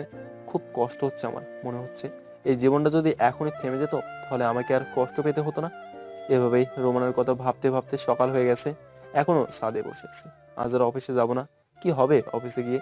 যার সুখের জন্য চাকরি করতাম সে যদি আজ না থাকে তাহলে কি হবে অফিসে গিয়ে? সারাদিন রুমে বসে কাটিয়ে দিলাম। কাল সকাল থেকে কিছু খাওয়া হয়নি, তাই বিকালের সময় একটু নিচে গিয়ে দেখি মা বসে আছে। মা কিছু খেতে দাও, খুব খিদা পেয়েছে। রান্না হয়নি, আগে তুই আমার মেয়েটাকে ফেরত নিয়ে আসবি, তারপর তুই এই বাড়ির খাওয়ার পাবি, তার আগে না। আমি আমার রুমে চলে আসলাম। খুব কষ্ট হচ্ছে মার কথা শুনে, অনেক শূন্য শূন্য লাগছে। রোমানাকে ছাড়া, রোমানাকে ছাড়া আমার জীবন শূন্য। রোমানাকে আমার কাছে ফিরিয়ে নিয়ে আসতেই হবে। আমি তখনই শার্ট প্যান্ট চেঞ্জ করে বাইরে বেরিয়ে আসলাম, উদ্দেশ্য রোমানাদের বাড়ি। আগে কিছু খেয়ে নিতে হবে, তাই একটা রেস্টুরেন্টে গিয়ে কিছু খাবার খেয়ে আসলাম। বাস স্ট্যান্ডে একটা টিকিট কাটলাম, ঝিনাইদহ টু চাঁদপুর। কিছুক্ষণ পর বাস চলে আসলো, আমি বাসে উঠে পড়লাম। বাস চলতে থাকলো, আর আমি রোমানার কথা ভাবতে ভাবতে কখন যে ঘুমিয়ে পড়েছি নিজেই জানি না। হঠাৎ বাসের হেল্পারের কথায় ঘুম ভেঙে গেল। চাঁদপুরে চলে এসেছি, আমার সেই পরিচিত শহর যেখানে রোমানার ভালোবাসা পেয়েছিলাম। আমি হাঁটতে হাঁটতে রোমানাদের বাসার সামনে চলে এসেছি। রোমানাদের বাসায় কলিং বেল বাজালাম। কিছুক্ষণ পর রোমানার মা দরজা খুলে দিল। বাবা নীল, তুমি এখন এই সকালবেলা? তারপর আমি সালাম দিয়ে ভালো মন্দ জিজ্ঞাসা করলাম। রোমানার মার সাথে কিছু কথা বলে আমি রোমানার রুমে গিয়ে দেখি রোমানা হাঁটু ভাঁজ করে মাথা নিচু করে বসে আছে। আমি রোমানাকে ডাক দিলাম, রোমানা মাথা তুললো। আমি রোমানাকে দেখে রীতিমতো ভয় পেয়ে গেছি। রোমানার চোখ লাল হয়ে আছে, আর চোখ দুটো ফুলে আছে, আর আমার ছোট্ট রাজকন্যা বিছানায় ঘুমিয়ে আছে। তুমি এখানে কি করতে এসেছো? তোমার মতো একটা বিশ্বাসঘাতকের সাথে আমার কোনো সম্পর্ক নেই। কেন এসেছো তুমি এখানে? তোমাকে নিয়ে যেতে এসেছি রোমানা, তুমি প্লিজ চলো আমার সাথে। তোমাকে স্যার আমার জীবনটা একদম শূন্য শূন্য লাগছে। কাল সারা রাত ঘুমাইনি, তুমি পাশে ছিলে না, তাই কাল সারাদিন কোনো খাবার খাইনি। শুধু তুমি পাশে নাই, প্লিজ চলো আমার সাথে। তোমাকে সারা জীবনটা কেমন অসম্পূর্ণ লাগছে। আজ সারাদিন তোমার কথা ভেবেছি, তুমি কখন ফিরে আসবে আমার কাছে। প্লিজ তুমি চলো আমার সাথে। আমি তোমার কোনো কথা শুনতে চাই না, তোমার কোনো কথা বিশ্বাস করি না। কেন? তোমার তো খুশি হওয়ার কথা। তোমার আর ওই মেয়েটার মধ্যে কেউ বাধা নেই। আর তুমি কেন আসছো এখানে? তুমি এক্ষুনি চলে যাবে এ বাড়ি থেকে। আমি রোমানার হাত ধরে বললাম, প্লিজ রোমানা তুমি একবার চলো আমার সাথে। আমাকে তুমি একবার বিশ্বাস করো, তোমাকে স্যার আমি থাকতে পারবো না। তোকে কতবার বলবো তোর মতো একটা বিশ্বাসঘাতকের সাথে আমার কোনো সম্পর্ক নেই। তুই স্বামী নামের কলঙ্ক, তোর স্বামী হওয়ার কোনো যোগ্যতা নেই। তুই আর কোনো দিন আমার সামনে আসবি না। আর যদি কোনো দিন তুই ওই তোর নোংরা মুখ নিয়ে আমার সামনে এসেছিস, তাহলে আমার আর আমার মেয়ের মরা মুখ দেখবি। আমার বিশ্বাস হচ্ছে না, রোমানা আমাকে চর মারলো। আমার চোখ দিয়ে অযোধ্যারায় পানি বের হচ্ছে। আমি একভাবে এক জায়গায় দাঁড়িয়ে আছি, কোনো কথা বের হচ্ছে না, খুব কষ্ট হচ্ছে। রোমানা তার সামনে আসতে মানা করছে বলে, ঠিক আছে আর কোনোদিন তোমার সামনে আসবো না, আমার এই নোংরা চেহারাটা তোমাকে দেখাবো না। তবে হ্যাঁ, তুমি যা দেখেছো শুনেছো সবটাই ভুল ছিল, সবটাই মিথ্যা ছিল। তোমাকে আমি এখনো ভালোবাসি, আর এর পরেও একইভাবে ভালোবাসবো। তুমি যখন তোমার ভুল বুঝবে তখন আমার কাছে ফিরে আসতে পারো। যদি বেঁচে থাকি তাহলে অবশ্যই তোমাকে কাছে টেনে নেবো, অপমান করে ফিরিয়ে দেবো না। এই বলে আমি আমার ছোট্ট পরিটার দিকে এগিয়ে গেলাম, একটা কপালে চুমু দেবো বলে। তখন রোমানা বলল, তোর ওই নোংরা শরীরে আমার মেয়েকে টাচ করবি না। যদি করিস আমার মেয়েকে নিজের হাতে খুন করব। আমি রোমানার কথা শুনে সাথে সাথে দাঁড়িয়ে পড়লাম, আর আমার মেয়েটাকে দেখে রুম থেকে বেরিয়ে পড়লাম। রোমানার কথা শুনে প্রচন্ড কষ্ট হচ্ছে, মনে হচ্ছে কোনো বড় পাথর আমার বুকের উপর রেখে দিয়েছে। রোমানার বাড়ি থেকে বেরিয়ে আনমনের রাস্তা দিয়ে হাঁটছি, আর চোখ দিয়ে টপ টপ করে পানি পড়ছে। আমি আবার বাস স্ট্যান্ডে চলে আসলাম, আর একটা টিকিট কেটে ঝিনাইদহের উদ্দেশ্যে চলে আসলাম। বাড়ি যেতে খুব কষ্ট হচ্ছে, কারণ রোমানাদের সব স্মৃতি রয়েছে এই বাড়িতে। আর মাকে কি জবাব দেবো যে তার বৌমাকে ফিরিয়ে নিয়ে আসতে পারিনি? বাড়ি এসে কলিং বেল বাজলাম। কিছুক্ষণ পর মা এসে দরজা খুলে দিল। মা আমার পেছনে তাকিয়ে দেখলো রোমানা নেই। তাই মা কোনো কথা না বলে রাগ করে চলে গেল। আমি ওর কিছু বললাম না। রিজের রুমে গিয়ে সারাদিন বসে থাকলাম, কিন্তু মা একটা বারো খোঁজ নিতে এলো না। আমিও আর কষ্ট সহ্য করতে পারছি না। রোমানার স্মৃতিগুলো আমাকে সবসময় কাঁদিয়ে দিচ্ছে। তাই আমি ডিসিশন নিলাম, আমি আর এদেশে থাকবো না, যেখানে রোমানা আমাকে ভুল বুঝে চলে গেল। আর বাড়িতে যতদিন রোমানাকে ফিরিয়ে না আনবো ততদিন মা আমার সাথে কথা বলবে না। তাই সবাইকে রেখে বিদেশে চলে যাব। তাহলে আমার এই নোংরা চেহারাটা রোমানাকে আর দেখতে হবে না, আর মা আমার সাথে কথাও বলবে না। সেই কষ্টটা ভুলে থাকার জন্য আমাকে বিদেশে চলে যেতেই হবে। আমি পরের দিন বিদেশ যাওয়ার জন্য সব কাগজপত্র জমা দিলাম। 2-1 দিন পর পাসপোর্ট চলে আসবে। আমি চলে যাচ্ছি সব মায়া ত্যাগ করে। আর হয়তো রোমানের সাথে দেখা হবে না, আর আমার মেয়েটা আমার বদলে অন্য কারো পরিচয় হবে। আমি মার কাছ থেকে বিদায় নিয়ে চলে আসলাম। চলে আসার সময় মা কিছু বলো না, অন্যদিকে মুখ করে বসে আছে। আমি আর কিছু না বলেই চলে আসলাম। এখন এয়ারপোর্টে বসে আছি। হঠাৎ দেখি তনিমা বসে আছে একটা চেয়ারে। আমি সাথে সাথে তনিমার কাছে চলে আসলাম। তনিমা আমাকে দেখে অবাক হলো। তনিমা, তুমি আমার সাথে এমন কেন করলে? কি পেলে আমার আর রোমানার সুখের সংসারটা ভেঙে? তোমার কারণে রোমানা আমাকে ছেড়ে চলে গেছে। আমার মা আমার সাথে কথা বলা বন্ধ করে দিয়েছে। নীল, তুমি আমাকে প্লিজ ক্ষমা করে দাও। আমি জানতাম না রাকিব আমাকে দিয়ে এমন কাজ করাচ্ছে। আমি সত্যিই জানতাম না রাকিবের এমন প্ল্যানে রয়েছে। তাহলে এইসব রাকিবের কাজ? আমি এখনই গিয়ে রোমানার ভুল ধারণা সব মুছে দেবো, আর সাথে তুমিও যাবে। হঠাৎ করে রোমানার বলা কথাগুলো সব মনে পড়লো। রোমানা বলেছিল আমি যদি তার সামনে যাই তাহলে তার মরা মুখ দেখতে হবে। আমি চাই না আমার জন্য রোমানা আর আমার মেয়ের কোনো ক্ষতি হোক। কি হলো, দাঁড়িয়ে গেলে কেন? চলো। তারপর আমি রোমানের সাথে ঘুরে যাওয়ার সব কথা তনিমাকে বললাম, আর ওখান থেকে চলে আসলাম। ফ্লাইট এখনই টেক আপ করবে। কিন্তু আমি রোমানার ভুল ভাঙবো, তোমার কাছে রোমানাকে ফিরিয়ে আনবো। তখন অনেক দেরি হয়ে যাবে, আর আমি মনে হয় কখনো এদেশে নাও আসতে পারি। আমি ফ্লাইটে উঠে রোমানার কথা ভাবছি, যে রোমানা আমাকে কেমন করে ভুল বুঝতে পারলো। সে তো বলেছিল যে আমাকে ছাড়া কোনোদিন সে থাকতে পারবে না, তাহলে কেন আমাকে ছাড়াই সে রয়েছে? রোমানা আমাকে কোনোদিন রাগীভাবে কথা বলেনি, কিন্তু সে আমাকে চর পর্যন্ত মারলো। খুব কষ্ট হয় রোমানার অবহেলা মনে পড়লে। আমার ছোট্ট পোয়েটা আমাকে আর চিনতে পারবে না, হয়তো অন্য কারো পরিচয় বড় হবে। রোমানা হয়তো আমাকে ছেড়ে অন্য কাউকে বিয়ে করে তার সাথে সুখে সংসার করবে। আমি রোমানার কথা ভাবতে ভাবতে ফ্লাইট ল্যান্ড হয়ে গেছে। আমি এখন সিঙ্গাপুর আসছি। কেউ জানে না আমি কোন দেশে এসেছি। হয়তো কেউ আমার কথা মনেই রাখবে না। সবার অবহেলার কারণ আমাকে সবাই ভুলে যাবে। আমি সিঙ্গাপুরে একটা জব করছি, এখন রোমানার কথা খুব বেশি মনে পড়ে না। আর রাতের বেলা রোমানার কথা ভেবে রাতের ঘুম হয় না। রোমানা সবসময় আমার বুকে মাথা রেখে ঘুমায়, আর এখন ঘুমাতে গেলে রোমানার কথাই মনে হয়। এভাবেই সিঙ্গাপুরে আমার 5টা বছর কেটে গেল। এই 5 বছরে এমন কোনোদিন নেই যে রোমানার জন্য আমার চোখের পানি পড়েনি। এখনো রোমানাকে আমি ভুলতে পারিনি। আর আমার ছোট্ট পোয়েটা মনে হয় এখন অনেক বড় হয়ে গেছে। এখন হয়তো আমাকে আর চেনে না, বা আমার কোনো অস্তিত্বই নেই। আমি এই কটা বছরে দেশের কারোর সাথে যোগাযোগ করিনি, এমনকি আমার মা বাবার সাথেও না। এই কয়দিন মা বাবার কথা খুব বেশি মনে পড়ছে, আর মা বাবাকে এক নজর দেখতেও ইচ্ছা করছে। তাই আমি সিদ্ধান্ত নিলাম যে আমি 2 মাসের ছুটিতে দেশে যাব। আমি আজ দেশে ফিরছি, অন্যরকম একটা ফিলিংস কাজ করছে। দেশে গিয়ে সবাই আমাকে চিনতে পারবে তো? এই মাত্র ফ্লাইট টেক অফ করলো। আমি 5 বছর পর দেশের মাটিতে পা রাখলাম। আমি একটা বাসে করে আমার নিজের শহর ঝিনাইদহে চলে আসলাম। সবকিছু কেমন পাল্টে গেছে এই 5 বছরে। তারপর আমার বাসার সামনে চলে আসলাম। Calling bell চাপলাম। কিছুক্ষণ পর দরজা খুলে একটা ছোট্ট মেয়ে দরজা খুলে দিল। আমি একভাবে মেয়েটার দিকে তাকিয়ে আছি। মেয়েটার চোখগুলো একদম আমার ছোট্ট পোয়েটার মতো লাগছে, আর মেয়েটা আমার দিকে কেমন অবাক দৃষ্টিতে তাকিয়ে আছে। মামনি, কে তুমি, আর এ বাড়িতে কি করছো? আমার নাম রাইসা, আর এটা আমার দাদুর বাড়ি। তুমি আমার আপু, তাই না? তোমাকে আমি ছবিতে দেখেছি।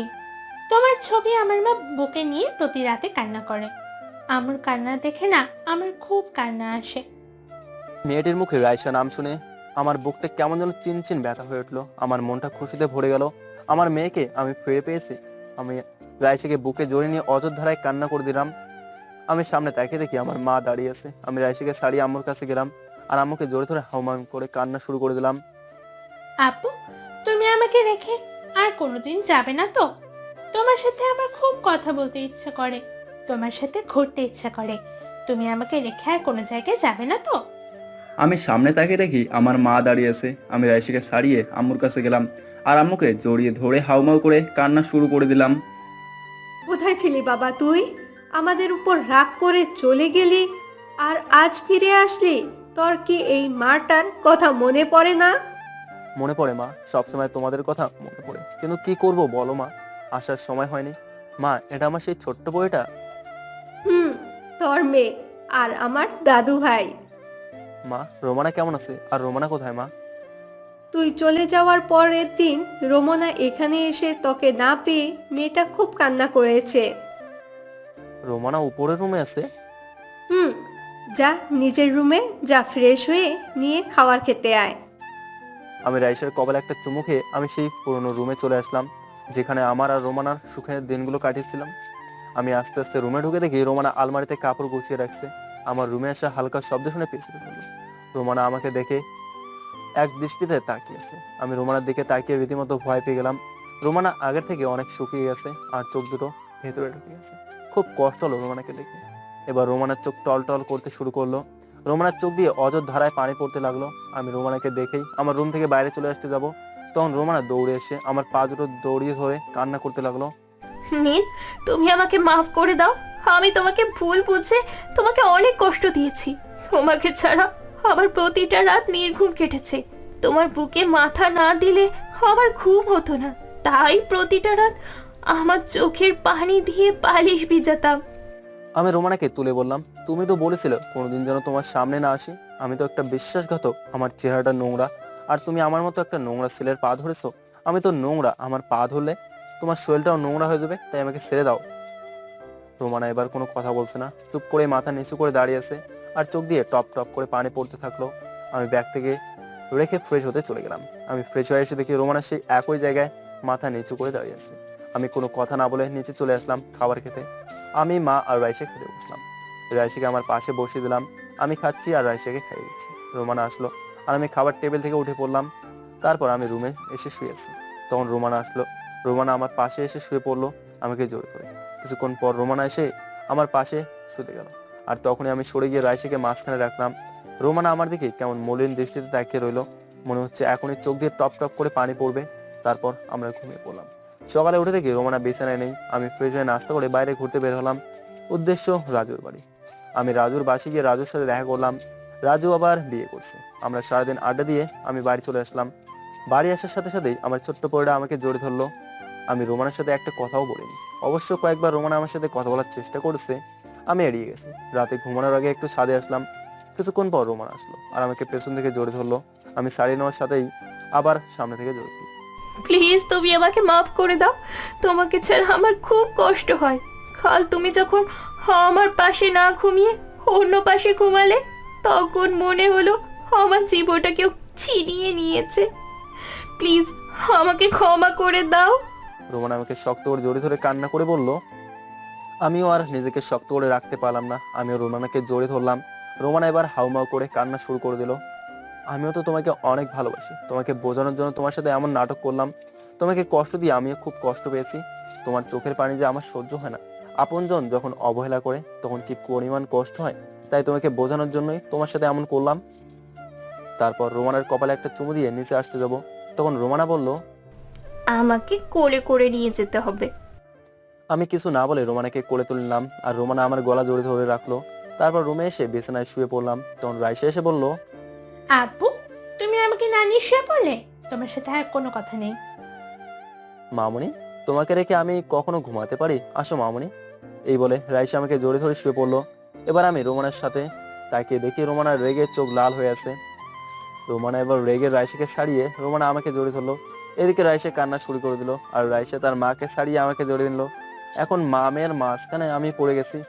আগে একটা বাচ্চা সামলাতে হয়রানি হতো, আর এখন দুইটা বাচ্চা সামলাতে আমার যে কি হবে আমি নিজেই জানি না। তারপর রাইসা আমার বুকের ডান পাশে আর রোমানা আমার বুকের বাম পাশে মাথা দিয়ে শুয়ে পড়লো। আমাদের আবার সুখের সংসার ফিরে এসেছে। এখন মা মেয়ের পাগলামি দেখতে দেখতেই আমার দিন কেটে যায়।